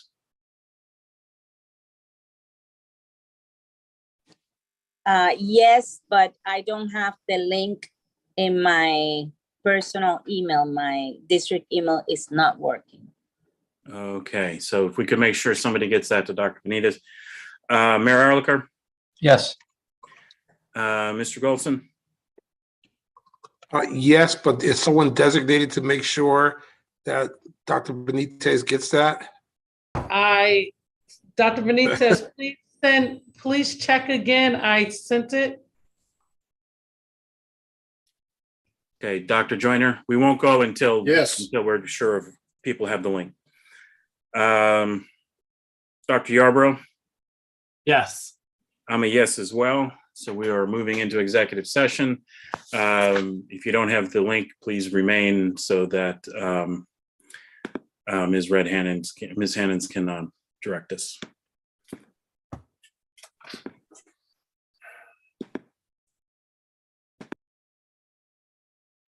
I cannot find it. Did Ms. Hannons, did you send it from your email, district email? Did she leave us? Yes, I sent it from the one that I have. Is your phone number still the same? Yes, ma'am. All right. I mean, I think it's the same. I think superintendent and superintendent has the number, and Miss Connor too, I believe, and and Dr. White, but he's not there, so I can't find it. I got it.